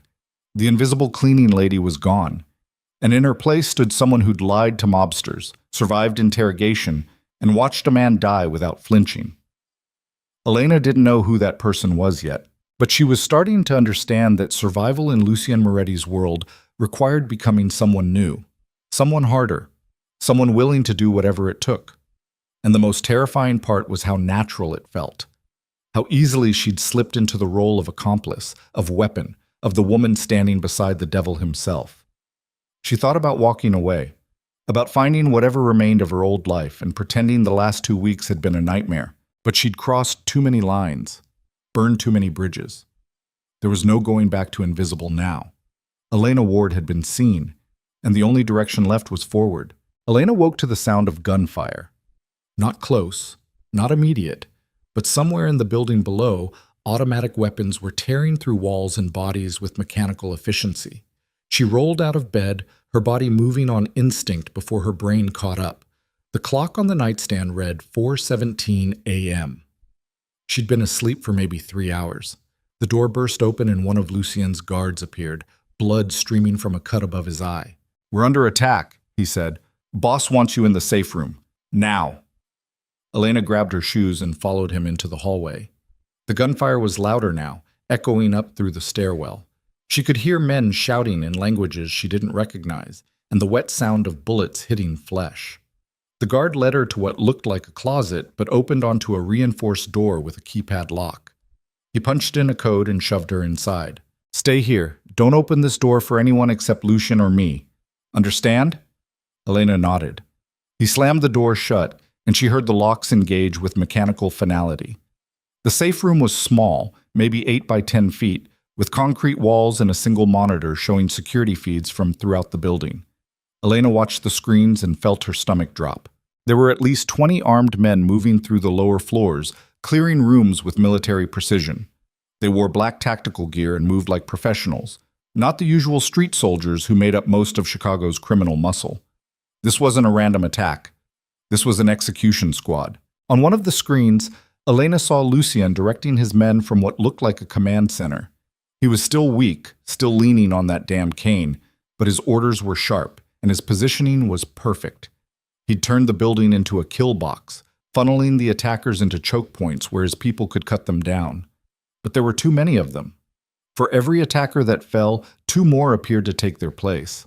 Elena watched one of the screens as the guard who'd brought her here took 3 bullets to the chest and went down hard. She pressed her hand against the monitor like she could somehow help him, but he was already gone. The battle moved up through the floors. 3rd level, 4th, 5th, getting closer. Elena's phone buzzed in her pocket. She pulled it out with shaking hands. A text from Lucien. "Stay quiet. Stay hidden. This is Russo's people finishing what he started." Elena typed back. "How many?" "Too many. If they breach the safe room, there's a weapon in the vent above you. Use it." Elena looked up and saw the ventilation grate. She dragged over the single chair, climbed up, and found a Glock taped to the ductwork along with 2 extra magazines. She'd never fired a gun in her life. She checked the chamber the way she'd seen in movies, made sure the safety was off, and climbed back down. Then she sat in the corner with the weapon in her lap and watched the monitors while her building was systematically torn apart. On screen 3, she watched Lucien's command center get hit by a flashbang grenade. The feed went white for 3 seconds, and when it cleared, Lucien was on the ground with 2 men standing over him. Elena's heart stopped. One of the men raised his weapon, pointing it directly at Lucien's head. Then the screen went black. Elena screamed. She didn't mean to, didn't even realize the sound was coming from her until it echoed back from the concrete walls. She stared at the dead monitor, willing it to come back on to show her that Lucien was alive, that this wasn't happening. The other screens were still active, still showing the carnage spreading through the building. But screen 3 stayed black. Elena's hands tightened on the Glock until her knuckles went white. She could feel her pulse in her throat, could taste copper and fear, could hear nothing except the pounding of her own heart and the distant gunfire that was getting closer by the second. She should stay hidden, should follow Lucien's orders and wait for rescue or death, whichever came first. But the man who'd given those orders might be bleeding out 5 floors below. Elena made a choice. She went to the door, entered the code she'd watched the guard punch in, and stepped out into the hallway. The building had gone quiet. Not peaceful, not safe. Just the terrible silence that comes after violence has done its work and moved on to the next room. Elena moved through the corridor with the Glock raised, her hands shaking so badly she could barely keep it steady. Every shadow looked like an enemy. Every sound made her flinch. She found the stairwell and started down. 3rd floor? 4th? 5th? Bodies everywhere. Lucien's people mostly, but a few attackers too. The walls were pocked with bullet holes and streaked with blood that was still wet enough to drip. Elena stepped over a corpse and kept moving. The command center door was blown off its hinges. Elena approached slowly, the Glock raised, her finger on the trigger. Inside was carnage. 3 of Lucien's guards were dead, the monitors were shattered, and in the center of the room, surrounded by broken glass and spent shell casings, Lucien sat propped against the wall with blood soaking through his shirt. He was alive. Elena's legs nearly gave out with relief. Lucien looked up as she entered, his eyes widening. "What the hell are you doing out of the safe room?" "Saving you," Elena said, crossing to him quickly. "Where are you hit?" "Shoulder. It's not bad." It looked bad. The bullet had gone through his right shoulder, maybe clipped bone based on the angle. Blood was pumping out steadily. Elena pulled off her shirt, leaving her in just a tank top, and pressed the fabric against the wound. Lucien hissed through his teeth, but didn't pull away. "They're still in the building," he said. "At least a dozen left. They're sweeping every floor." "Then we need to move." "I can barely stand." "Then lean on me." Elena got her shoulder under his left arm and hauled him to his feet. He swayed badly, his face going gray, but he stayed upright. They made it to the stairwell and started down. Every step was agony. Lucien's breath came in ragged gasps, and Elena could feel him shaking against her side, trying to stay conscious through blood loss and pain. 2nd floor. Elena heard voices below them. Russian, she thought, though she couldn't be sure. She pulled Lucien into a hallway and pressed them both against the wall, the Glock raised toward the stairwell entrance. 3 men emerged, all armed, all wearing the same black tactical gear. Elena fired. The recoil nearly knocked the gun from her hands. The shot went wide, punching a hole in the wall 2 feet from the nearest attacker, but it got their attention. All 3 men turned toward her, weapons rising. Elena fired again, and again, and again. She had no training, no technique, just desperation and the absolute certainty that these men would kill them both if she didn't stop them first. One of her shots connected. The lead attacker went down with a scream, clutching his leg. The other 2 scattered, taking cover behind door frames. Elena grabbed Lucien and ran. They burst through a door into what looked like a storage room. Elena slammed it shut and looked for something to barricade it with. Found a metal shelving unit and shoved it against the door just as bullets started punching through from the other side. Lucien slumped against the wall, his breathing shallow. "Not bad," he managed, "for a first gunfight." "Shut up and don't die." Elena's hands were shaking so hard she could barely hold the Glock. "How do we get out of here?" "Window, 2 floors down. There's a fire escape." Elena looked at the window across the room. It was maybe 15 feet away, blocked by more shelving units and boxes. The door shuddered as something heavy hit it from the other side. Elena helped Lucien to his feet, and they stumbled toward the window. She shoved boxes out of the way, cleared a path, then smashed the glass with the Glock's grip. Cold air rushed in. Elena looked down and saw the fire escape 1 floor below. It was a drop, maybe 8 feet, onto metal grating. "Can you make it?" she asked. Lucien looked at the drop, then at her, and smiled. "Do I have a choice?" Elena went first, hanging from the window frame before letting go. She hit the fire escape hard, her ankle rolling, pain shooting up her leg. But she stayed on her feet. "Come on," she shouted up. Lucien appeared in the window frame, his face white as paper. He lowered himself out slowly, his wounded shoulder screaming protest, then let go. He hit badly. His legs buckled and he went down on the metal grating with a sound that made Elena's stomach twist. She grabbed him before he could roll off the edge and hauled him upright. Behind them, through the broken window, she could hear the attackers breaking through the barricaded door. They had maybe 30 seconds. Elena got Lucien's arm over her shoulder, and they started down the fire escape. Each step was torture. Lucien's weight was dragging her sideways, and her twisted ankle was threatening to give out completely. But they kept moving. Ground floor. Elena looked around frantically. They were in an alley behind the building, trash bins and broken concrete stretching toward the street. A car screeched to a stop at the alley entrance. Elena raised the Glock, ready to fire, then lowered it when she recognized the driver. It was one of Lucien's men from the warehouse, the one who'd helped drag Damien away for questioning. "Get in," he shouted. Elena didn't argue. She shoved Lucien into the back seat and climbed in after him just as gunfire erupted from the building above. Bullets sparked off the car's frame and shattered the rear window.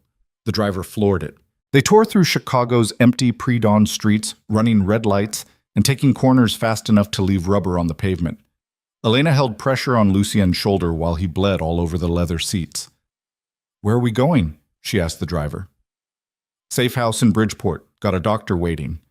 Elena nodded and focused on keeping Lucien conscious. His eyes kept sliding closed and his skin was cold and clammy. "Stay with me," she said. "Don't you dare die on me now." "Bossy," Lucien mumbled. "Yeah, well, you made me bossy. This is your fault." He managed a weak smile. "My fault you're magnificent? I'll take credit for that." Elena's throat tightened. "Save the charm for when you're not bleeding out." They pulled up to a row house that looked abandoned from the outside but had lights on in the upper windows. The driver helped Elena get Lucien inside and up the stairs to a room where a woman in surgical scrubs was already setting up equipment. "Gunshot wound," the driver said. "Through and through, right shoulder." The doctor nodded and gestured to a table. "Get him up here." They lifted Lucien onto what looked like a kitchen table covered in sterile sheets. The doctor cut away his shirt and started examining the wound with practiced efficiency. "You need to leave," she told Elena. "I need space to work." Elena didn't move. The doctor looked at her more closely, taking in the blood-soaked clothing and the wild look in Elena's eyes. "Honey, you're in shock. Let someone take care of you while I take care of him." "I'm fine." "You're really not." The doctor gestured to the driver. "Take her downstairs, get her cleaned up. I'll call you when he's stable." Elena wanted to argue, wanted to stay right where she was until she knew Lucien would survive. But the driver was already pulling her toward the door and her body was starting to shake with delayed adrenaline crash. He led her to a bathroom and handed her a towel. "There's clothes in the bedroom across the hall. Take a shower. I'll bring you something to eat." Then he left her alone.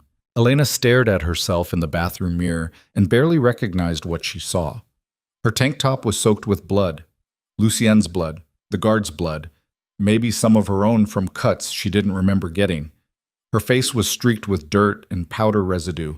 Her hands were still shaking. She looked like a survivor of something terrible, which she supposed she was. Elena stripped off the ruined clothes and stepped into the shower. The water ran red at first, swirling down the drain like evidence being washed away. She scrubbed her skin until it hurt, trying to erase the last few hours from her body, if not her memory. When she finally emerged, she found clothes waiting on the bathroom counter. Jeans and a sweater that were too big, but clean. She dressed and went downstairs to find the driver sitting at a kitchen table with 2 plates of scrambled eggs. "Eat," he said. Elena sat and picked at the food mechanically. She wasn't hungry, but her body needed fuel, and she was smart enough to recognize that. "What's your name?" she asked. "Marcus." "Not the Marcus from the Drake Tower?" "Different Marcus." He took a bite of eggs.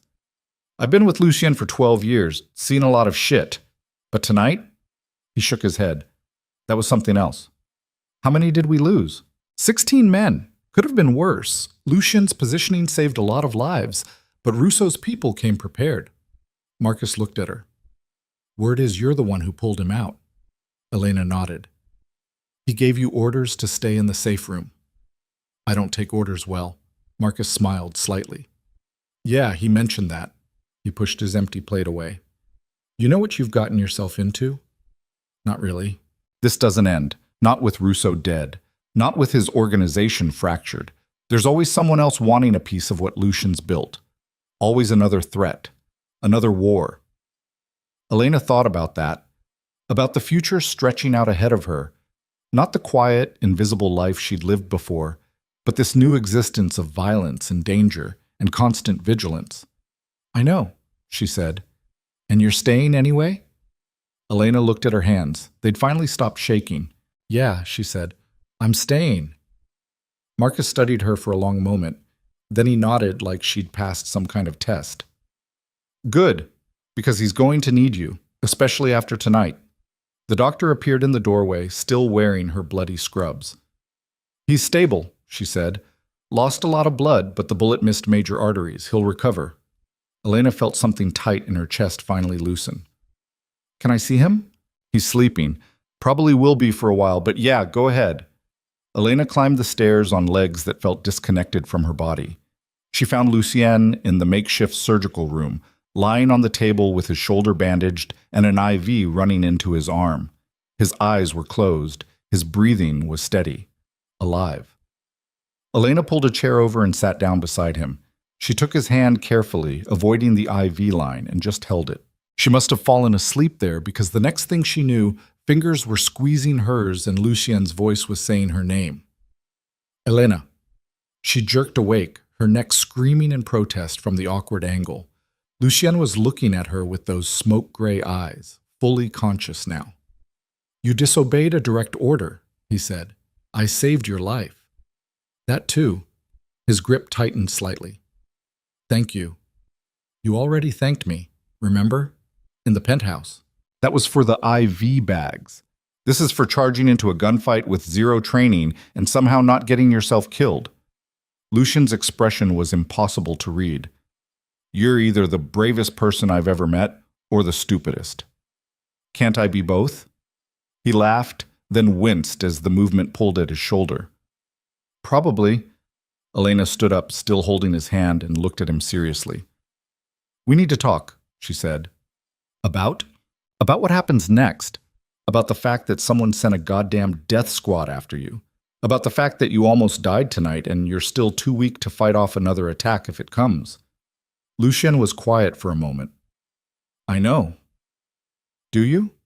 Because from where I'm sitting, it looks like you're running out of allies and accumulating enemies faster than you can kill them. What do you suggest? Elena hadn't really thought that far ahead. But standing there in the dim room with Lucien looking at her like she might actually have an answer, she realized something. She'd been in survival mode since the moment she walked into his penthouse 2 weeks ago, reacting, adapting, doing whatever it took to stay alive. But survival wasn't the same as winning. We need to change the game, she said. Stop reacting to attacks and start preventing them. Stop fighting on their terms and make them fight on yours. How? I don't know yet.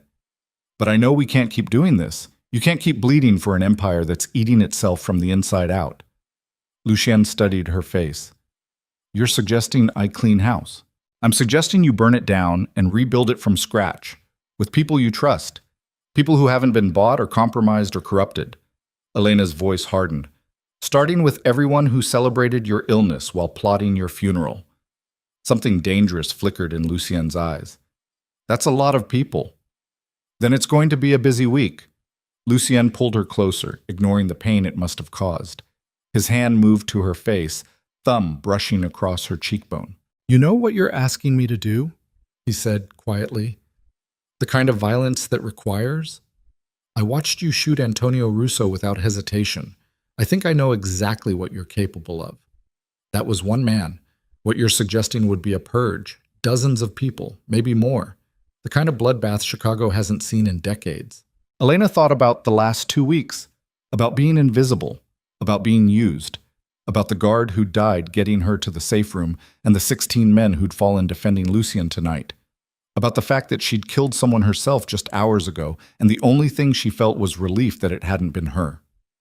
Then let them bleed, she said. Lucien's smile was absolutely feral. You've changed. You changed me. No. His hand tightened on her face. I just gave you permission to become what you always were. What the world tried to bury beneath shame and silence. And what's that? Dangerous. Elena didn't argue. Couldn't argue. Because he was right. Somewhere between switching IV bags and firing a Glock at armed men, Elena Ward had stopped being a victim and become something else entirely. Something the world should be afraid of. The door opened and Marcus appeared, his expression grim. Boss, we got a problem. Lucian sat up despite the doctor's earlier orders to rest. What kind of problem? Someone leaked our location. We've got about 30 minutes before Russo's remaining people show up to finish what they started. Elena felt ice flood her veins. How do you know? Because I just got a call from a source on the inside. They're mobilizing now. And this time they're bringing enough firepower to level the entire block. Lucien swung his legs off the table, his face going white with the effort. How many people can we evacuate? Not enough. Not in 30 minutes. And boss, Marcus hesitated. We're down to maybe 8 men who can still fight. Everyone else is either dead or too injured to hold a weapon. The math was simple and terrible. 8 men against however many Russo's organization could muster, in a building that couldn't be defended, with a leader who could barely stand. They were going to die here. Elena looked at Lucien and saw him running the same calculations. Saw the moment he accepted what was coming. Saw him preparing to make a last stand that would end with his body cold on the floor and his empire scattered to the winds. And she decided, no. There's another option, Elena said. Both men looked at her. We don't evacuate, she said. We bait the trap. Lucien frowned. What are you talking about? They're coming here to kill you, right? To finish what they started? They think you're weak, vulnerable, that this is their chance to end you for good. It is their chance. Only if we let them set the terms. Elena's mind was racing now, pieces clicking into place. But what if we gave them exactly what they wanted? What if we let them come in thinking they've won, and then we burn them all alive? Marcus stared at her. You want to turn this building into a kill box? I want to turn it into a funeral pyre. Elena looked at Lucien. You said you needed to remind Chicago who you are. So let's remind them. Let's make sure everyone understands that coming after you doesn't just fail. It ends in fire and screaming and bodies nobody will ever find. Lucien was quiet for a long moment. Then he smiled like she'd just suggested the most beautiful thing he'd ever heard. Tell me your plan, he said. Elena laid it out. It was insane. Suicidal, probably. But it was also the only chance they had. They spent the next 25 minutes preparing. Marcus and his remaining men rigged the building with every explosive they could improvise. Gas lines, propane tanks, ammunition caches positioned strategically throughout the structure. The doctor fled with the wounded, leaving only the soldiers willing to die for their king. Elena helped Lucien into body armor, her hands steady despite the absolute insanity of what they were about to do. You don't have to stay, Lucien said. You could leave with the doctor. Get clear before this starts. And miss the fun? Elena checked her Glock, made sure she had spare magazines. Not a chance. Elena. I'm staying, Lucien. Don't ask me again. He looked at her like he wanted to argue, like he wanted to force her to safety, even if it meant tying her up and carrying her out himself. Instead, he kissed her. It was brief, desperate, a claiming and a goodbye all at once. When he pulled back, Elena's hands were fisted in his body armor, and her heart was hammering against her ribs. Don't die, she said. Same to you. They took their positions. Lucien in the front room with Marcus and 3 other men. Elena on the second floor with the remaining soldiers, positioned to rain fire down through the stairwell. And then they waited. The attack came exactly when Marcus's source said it would. 20 men, maybe more. They hit the building from 3 sides simultaneously, blowing the doors with shaped charges and storming through with military precision. Right into the kill box. Lucien's men opened fire from elevated positions, catching the attackers in a crossfire that turned the first floor into a slaughterhouse. Bodies dropped. Screams echoed. Blood spread across the floor in patterns that would have been beautiful if they weren't so horrifying. But there were too many of them. They kept coming, advancing through their own dead, firing back with automatic weapons that chewed through walls and furniture. Elena fired from her position on the second floor, her shots more controlled now, more accurate.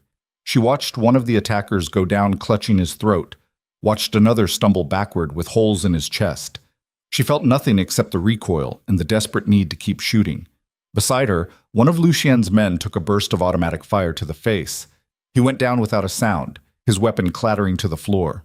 Elena grabbed it, an AR-15 with half a magazine left, and kept firing. The attack lasted maybe 3 minutes, maybe 5. Time had stopped meaning anything except the space between heartbeats and trigger pulls. Then Lucien's voice cut through the chaos. Now! Marcus hit the detonator.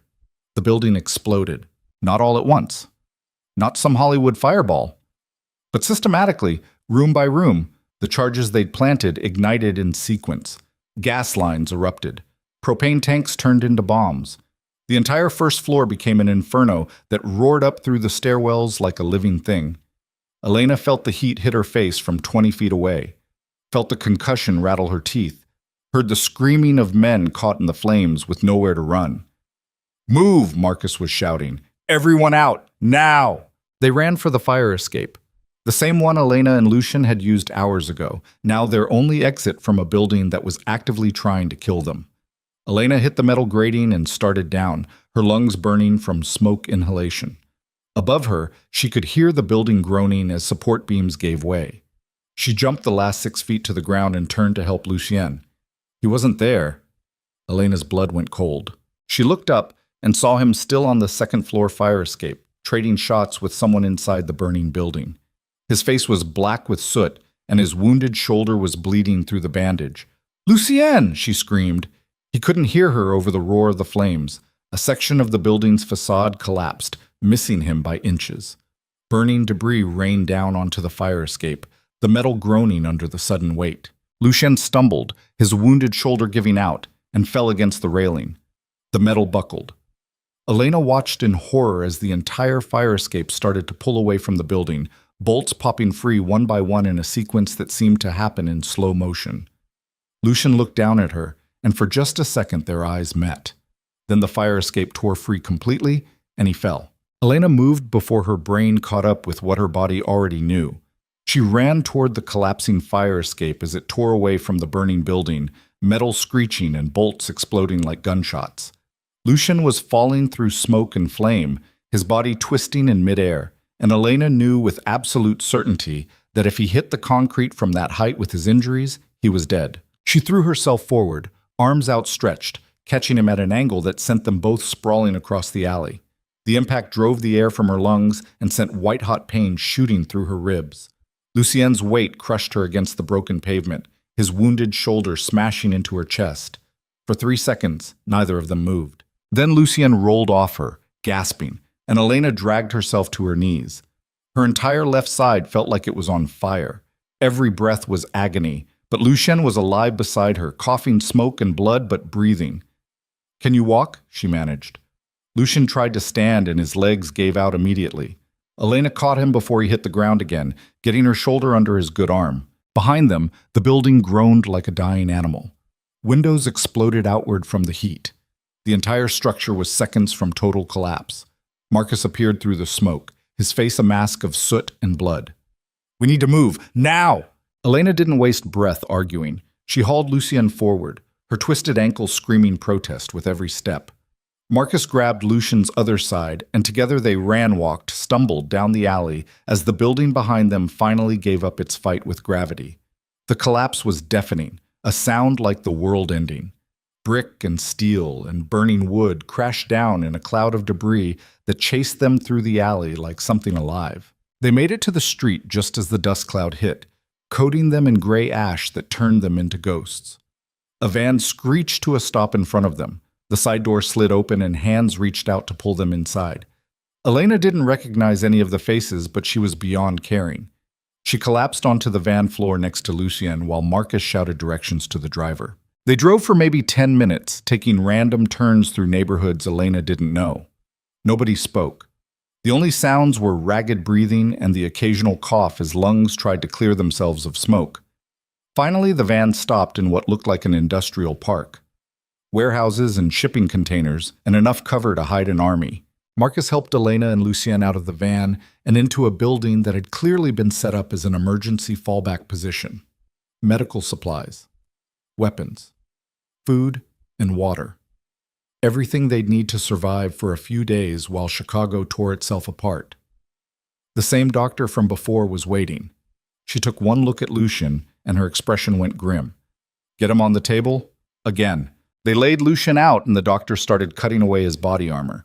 His shoulder wound had reopened and was bleeding freely. New injuries too, eek.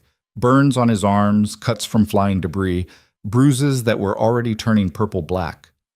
How bad? Lucien asked, his voice rough. Bad enough that you need to stop falling off buildings. The doctor looked at Elena. You too. Sit down before you collapse. Elena shook her head. I'm fine. You have at least 2 cracked ribs and probable internal bruising. Sit. Down. Marcus physically pushed Elena into a chair. She didn't have the strength to fight him.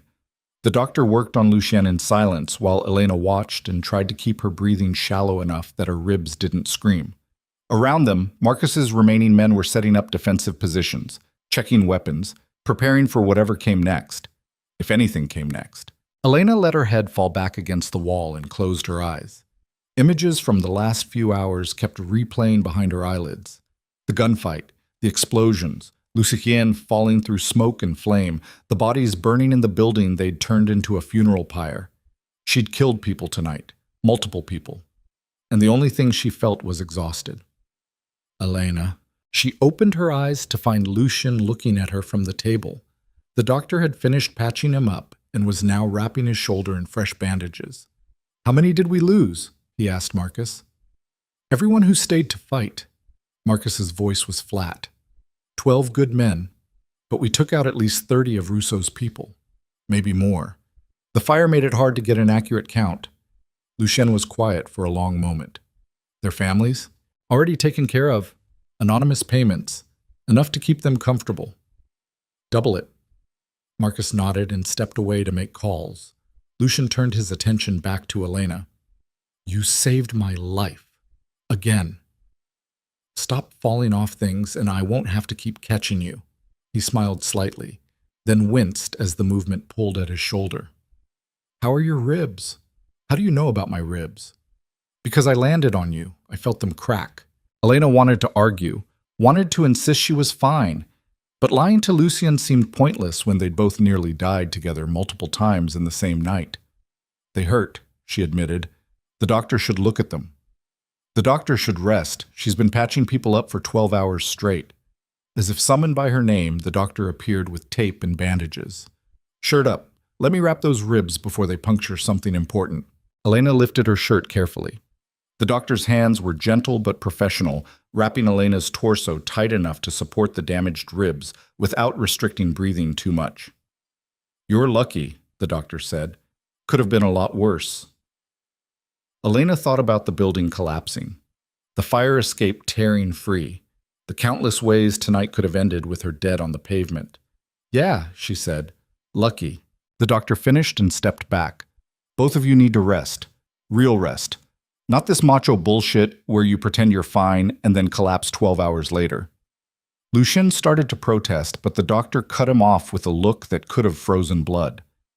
I don't care if you're the king of Chicago or the devil himself.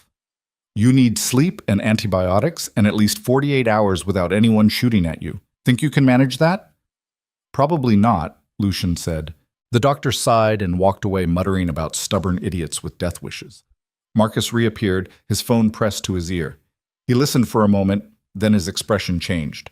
Boss, we got a situation. Lucien sat up despite the doctor's orders. What kind of situation? Russo's people are calling for a meeting. They want to negotiate a ceasefire. The room went very quiet. A ceasefire, Lucien repeated. After sending a death squad to burn us alive. They're claiming that wasn't authorized, that it was rogue elements acting without leadership approval. Marcus's tone made it clear what he thought of that explanation. They're offering to hand over the people responsible in exchange for a truce. Elena watched Lucien's face and saw him running calculations, weighing options, trying to decide if this was a genuine peace offering or another trap. Where do they want to meet? He asked finally. Neutral ground, the old stockyards, tomorrow at noon. They're giving us 12 hours to prepare. That's either genuine or they're very confident in whatever trap they're planning. Lucien looked at Elena. What do you think? The question surprised her. Not just that he was asking, but that he seemed to genuinely want her opinion.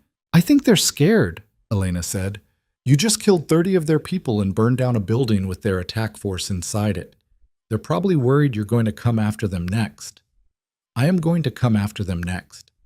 Then maybe they're trying to buy time, regroup, figure out how to hit you when you're actually vulnerable instead of when you're ready for them. Lucien smiled. You're learning. I had a good teacher. Marcus cleared his throat. So do we take the meeting? We take the meeting, Lucien said, but not at the stockyards. Too many places for snipers. Too many ways for this to go wrong. He thought for a moment. Tell them we'll meet at the Drake Tower, penthouse level, my territory, my terms. They're not going to like that. They just tried to kill me twice in one night. I don't particularly care what they like. Lucien's voice hardened. Tell them if they want peace, they come to me, and they come unarmed. Marcus nodded and stepped away to make the call. Elena moved closer to Lucien, lowering her voice. You're going to kill them anyway, aren't you? That depends on what they offer me. Lucien met her eyes. But probably yes. Then why bother with the meeting? Because I want to look them in the eye when they realize how badly they miscalculated. I want them to understand that you don't come after a king and expect mercy just because you failed. His expression was cold enough to burn. And I want everyone else in this city to hear what happens to people who mistake weakness for opportunity. Elena understood then. This wasn't about peace. This was about sending a message written in blood and screaming that would echo through Chicago's underworld for years. This was about making sure nobody ever tried this again. The next morning came too quickly. Elena woke in a makeshift bedroom with her ribs taped and her body aching in places she didn't know could ache. Lucien was already awake, sitting in a chair by the window and staring out at the city like he was memorizing it. How long have you been up? She asked. Couple hours. He didn't look away from the window. Couldn't sleep. Elena sat up carefully, wincing at the pull on her ribs. Are you having second thoughts about the meeting? No. Lucien finally turned to look at her. I'm having second thoughts about you being there. We already had this conversation. That was before you cracked your ribs catching me mid-fall, before you killed people, before you... He stopped, his jaw tightening. You've done enough, Elena. More than enough. You don't have to be there when this ends. Elena stood and crossed to where he sat. Yes, I do. Why? Because I started this. The night I switched your IV bags. The moment I decided not to walk away. She touched his face, making him look at her. I made myself part of this. And I don't quit halfway through. Lucien caught her hand, holding it against his cheek. You could still leave. Could take money and disappear. Start over somewhere they'd never find you. I don't want to start over. I want to finish what we started. This isn't a fairy tale, Elena. It doesn't end with happily ever after. It ends with bodies and consequences and a life spent looking over your shoulder. I know. Elena's voice was steady. I know exactly what this is, and I'm staying anyway. Lucien searched her face like he was looking for cracks, for doubt, for any sign she didn't fully understand what she was choosing. He didn't find any. All right, he said finally, but you stay behind me, and if shooting starts, you run. Promise me. I promise. It was a lie, and they both knew it, but sometimes lies were kinder than truth. They spent the rest of the morning preparing. Lucien's remaining men swept the Drake Tower, clearing the penthouse and establishing security. Elena helped where she could, checking weapons and running supplies, trying to keep her mind occupied so she didn't think too hard about what was coming. At 11:30, Marcus got the confirmation call. They're coming, he said. 3 representatives. They agreed to no weapons. Do you believe them? Lucien asked. No, but I have snipers in position just in case they're stupid enough to try something. They took their positions in the penthouse. Lucien sat in a leather chair that might as well have been a throne, his wounded shoulder hidden beneath an expensive suit jacket. Elena stood behind him and to the left, her Glock concealed beneath her own jacket where she could reach it in under a second. The rest of Lucien's men were scattered throughout the suite, visible enough to be intimidating but positioned to create crossfire if necessary. At exactly noon, the elevator doors opened. 3 men stepped out. Elena recognized one of them, a heavy-set man in his 50s who ran the South Side. The other 2 she'd never seen before. They walked into the penthouse with the kind of false confidence men wear when they're terrified but trying not to show it. Lucien didn't stand, didn't acknowledge them at all for a long moment, just let them wait while the silence stretched tight. Finally, he spoke. "You wanted to talk, so talk." The heavy-set man cleared his throat. "Mr. Moretti, we've come to apologize for the unfortunate incidents of last night. Elements within our organization acted without authorization. We're prepared to hand over those responsible and negotiate a lasting peace." "Unfortunate incidents," Lucien repeated. "Is that what we're calling attempted murder now?" "We understand your anger. You understand nothing." Lucien's voice was ice. "You thought I was dying, thought I was weak enough to kill without consequences. So you bought my cousin, corrupted my doctor, and tried to erase me from my own empire." The man's face went pale. "We had no involvement in Damien Vale's conspiracy. That was Antonio Russo." "Antonio Russo is dead. I put a bullet in him myself." Lucien leaned forward. "Which means someone else funded the death squad that attacked me last night. Someone in this room or someone you represent." Nobody spoke. Elena watched the 3 men and saw their calculations shifting. They'd come here expecting to negotiate, to buy their way out of consequences with apologies and sacrificial lambs. They were realizing too late that Lucien hadn't called this meeting to make peace. He'd called it to pass sentence. "Here's what's going to happen," Lucien said quietly. "You're going to go back to your organizations, and you're going to deliver a message for me.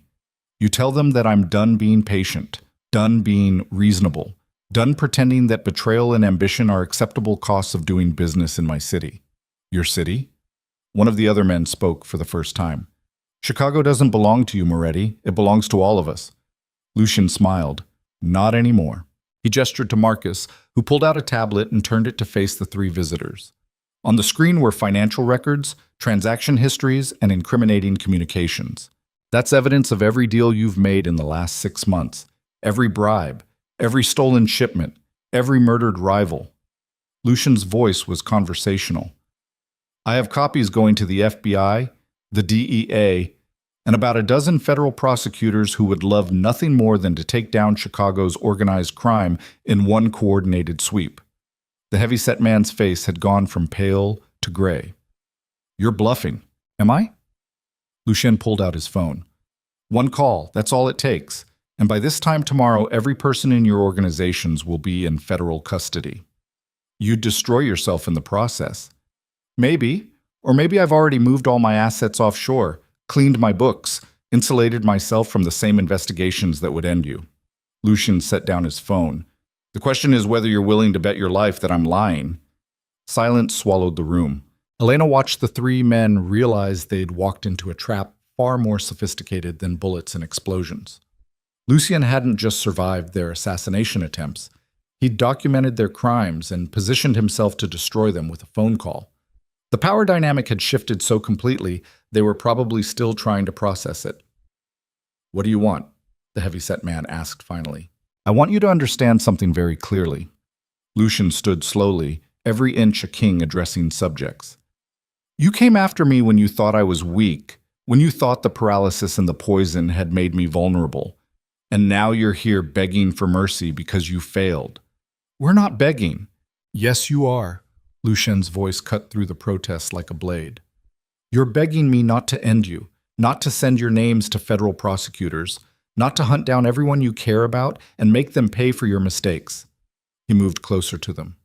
"And here's the truly beautiful part. I'm going to let you live."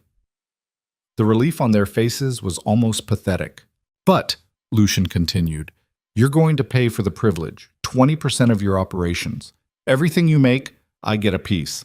And before you think about refusing, remember that I have enough evidence to put you all away for life."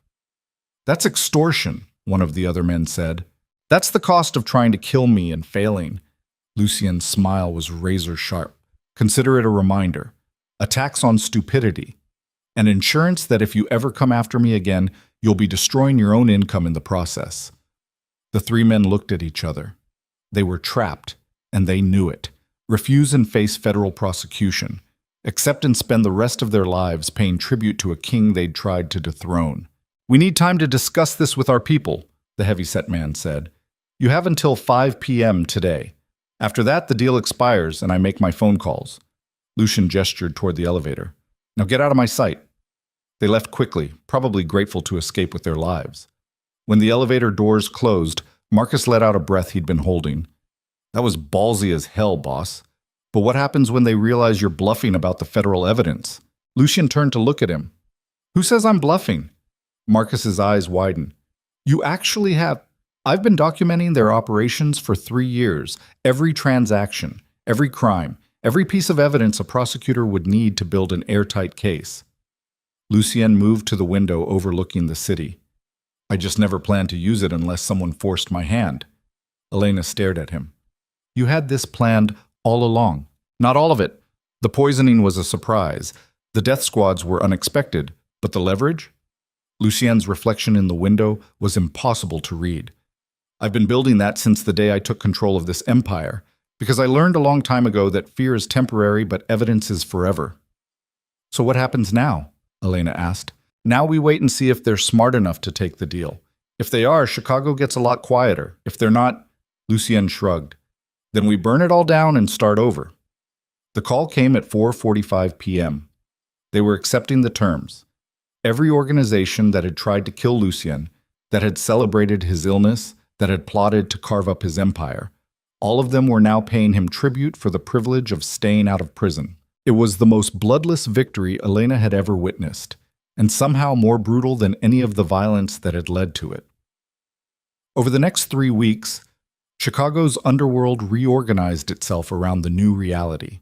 Lucien Moretti wasn't dying, wasn't weak, and he controlled enough evidence to destroy anyone who forgot it. The transition wasn't peaceful. A few organizations tried to resist. A few ambitious lieutenants thought they could challenge the new order. They learned quickly.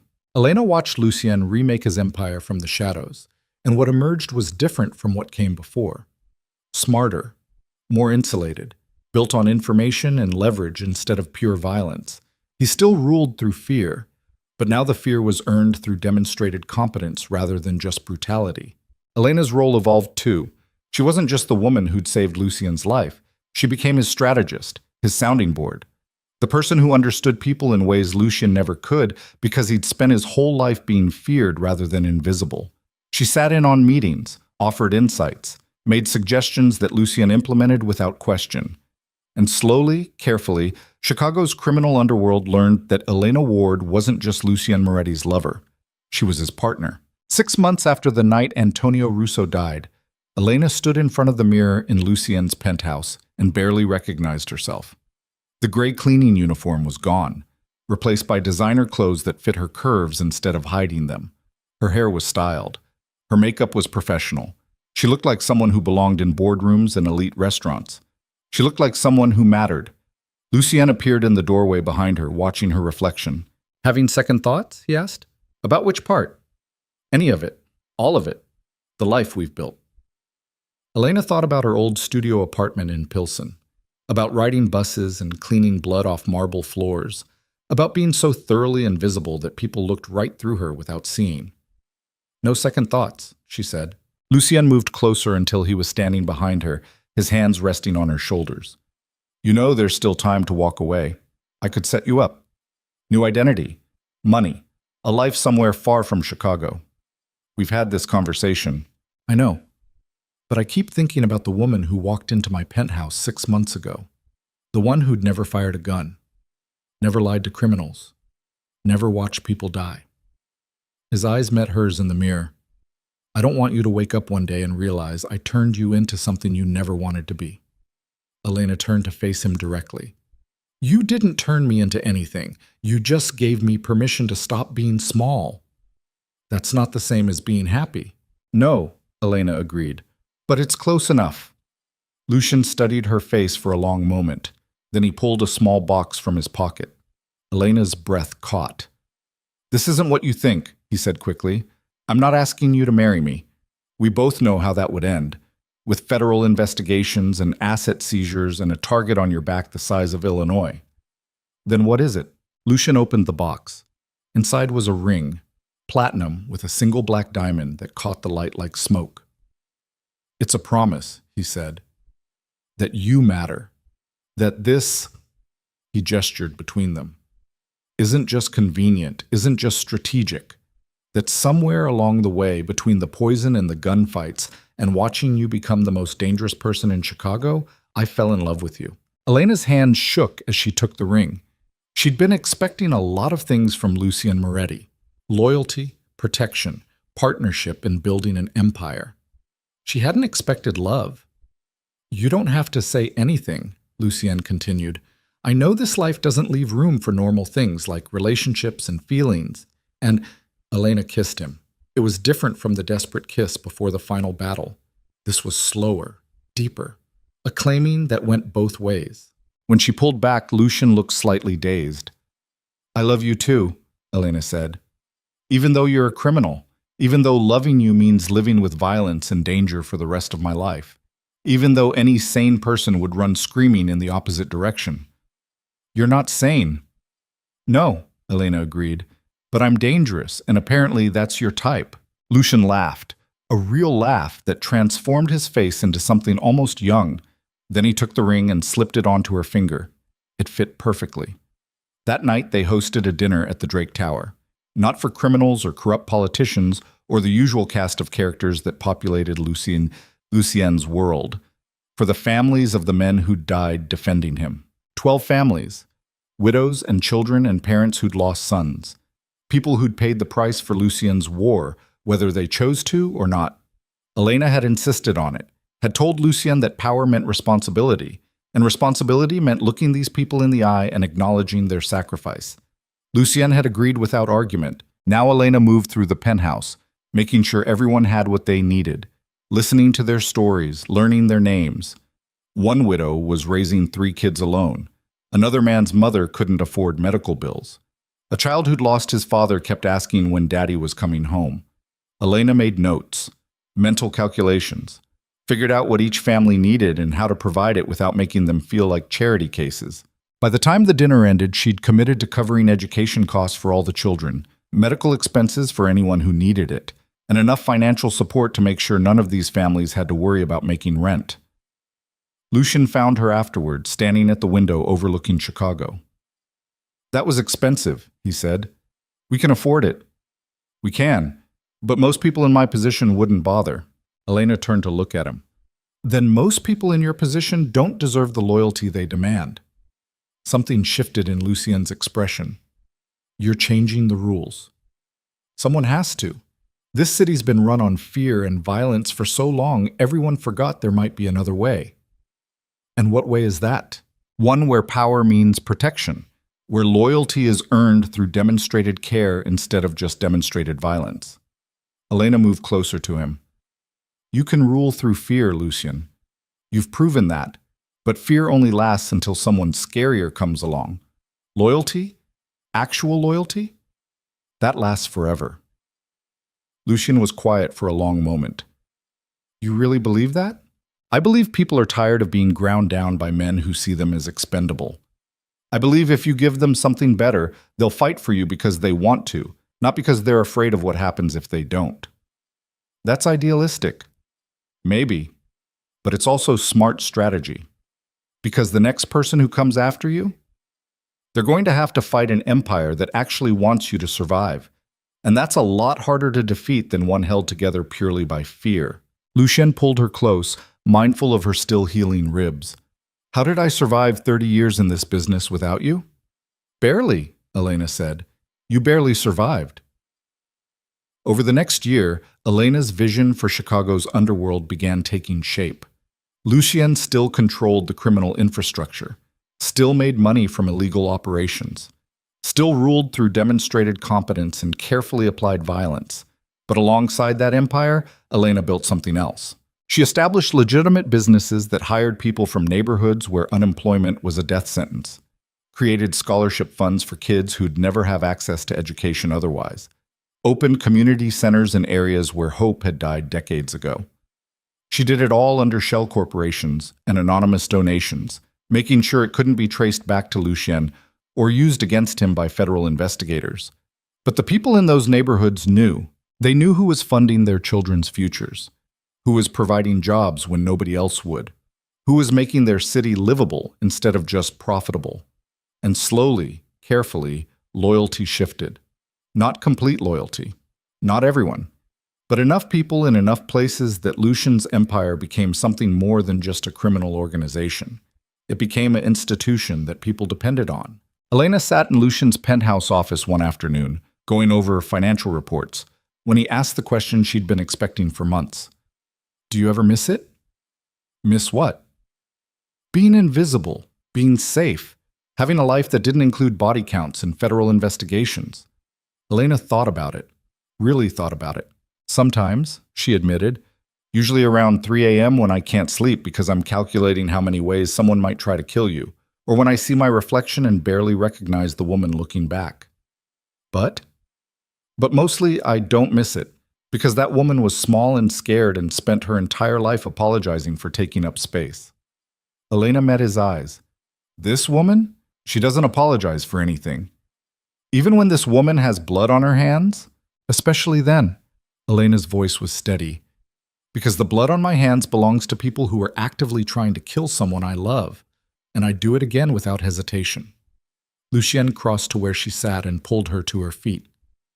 You scare me sometimes. Good. You should be scared of me. Elena smiled. I'm the only person in Chicago who knows exactly how to destroy you. And yet you stay. And yet I stay. They stood there in the penthouse high above the city, two people who'd found each other in darkness and built something that resembled light if you squinted hard enough. It wasn't perfect, it wasn't clean, and it definitely wasn't the fairy tale ending that romance novels promised, but it was theirs. And for Elena Ward, the woman who'd spent 37 years being invisible, that was more than enough. 5 years after the night she first walked into Lucien Moretti's penthouse, Elena stood in front of the Chicago Tribune building and watched them unveil a new community center in Pilsen. The plaque read, the Moretti Foundation Community Center, Building Futures, Changing Lives. It was one of 17 such centers across Chicago, all funded by anonymous donors, all providing services to neighborhoods that had been forgotten by everyone except the criminals who preyed on them. Elena had built them all. She stood in the crowd of ordinary people, mothers and kids and elderly folks who'd lived through decades of violence, and listened to them talk about hope, about opportunities for their children, about the possibility of something better. Nobody recognized her. She'd made sure of that. Dressed down, no makeup, just another face in the crowd. Invisible again, but this time by choice. A hand touched her shoulder and Elena turned to find Lucien beside her, wearing jeans and a baseball cap that made him look almost normal. Proud of yourself? He asked quietly. A little. Elena watched a group of kids run into the center, laughing. Think it'll make a difference? It already has. Crime's down 30% in this neighborhood. High school graduation rates are up. People are starting to believe things can get better. Lucien's voice was thoughtful. You did that. We did that. No, you did that. I just paid for it. He took her hand, his thumb brushing across the black diamond ring she still wore. I built an empire on fear and violence. You're building one on hope. I'm not sure which one will last longer, but I know which one matters more. Elena leaned against him, watching the community center fill with people who had no idea they were standing a few feet away from Chicago's most powerful crime lord, and the woman who'd helped him survive when everyone else wanted him dead. Do you think we're good people? She asked. Lucien was quiet for a long moment. No. Good people don't do the things we've done, don't make the choices we've made. Then what are we? Necessary people. Complicated people. People who figured out that the world isn't divided neatly into good and evil, and that sometimes the best you can do is survive with enough of yourself intact to do something useful with the wreckage.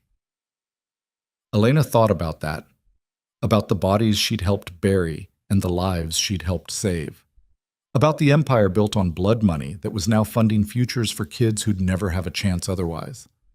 I can live with that, she said.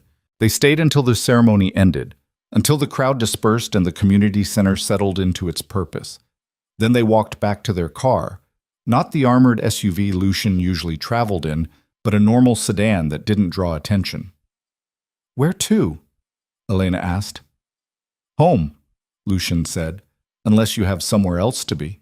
Elena thought about the penthouse high above Chicago, about the life they'd built in the shadows, about the empire that ran on her strategies and Lucian's ruthlessness and their shared understanding that power without purpose was just violence.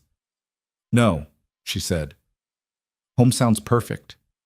They drove through Chicago as the sun set, turning the city gold and red and beautiful in the way cities only are when you're not looking too closely at their wounds.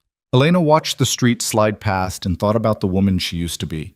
The invisible cleaning lady who'd stumbled into a nightmare and somehow emerged as the most dangerous person in the room. She didn't regret it. Not the violence, not the choices, not the blood on her hands or the empire she'd helped build from ashes. Because for 37 years, Elena Ward had been nothing, and now she was everything. The cleaning woman had saved the king. And in doing so, she had crowned herself queen of an empire that most people couldn't see but everyone felt. That was power. Real power. The kind that didn't need to announce itself or prove anything to anyone. The kind that just existed, quiet and absolute, changing the world one community center at a time while nobody was paying attention. And as Chicago's lights flickered to life around them, Elena Ward smiled, because she'd finally figured out the secret that had eluded her for 37 years. Being invisible wasn't weakness, it was the ultimate power. You just had to know how to use it.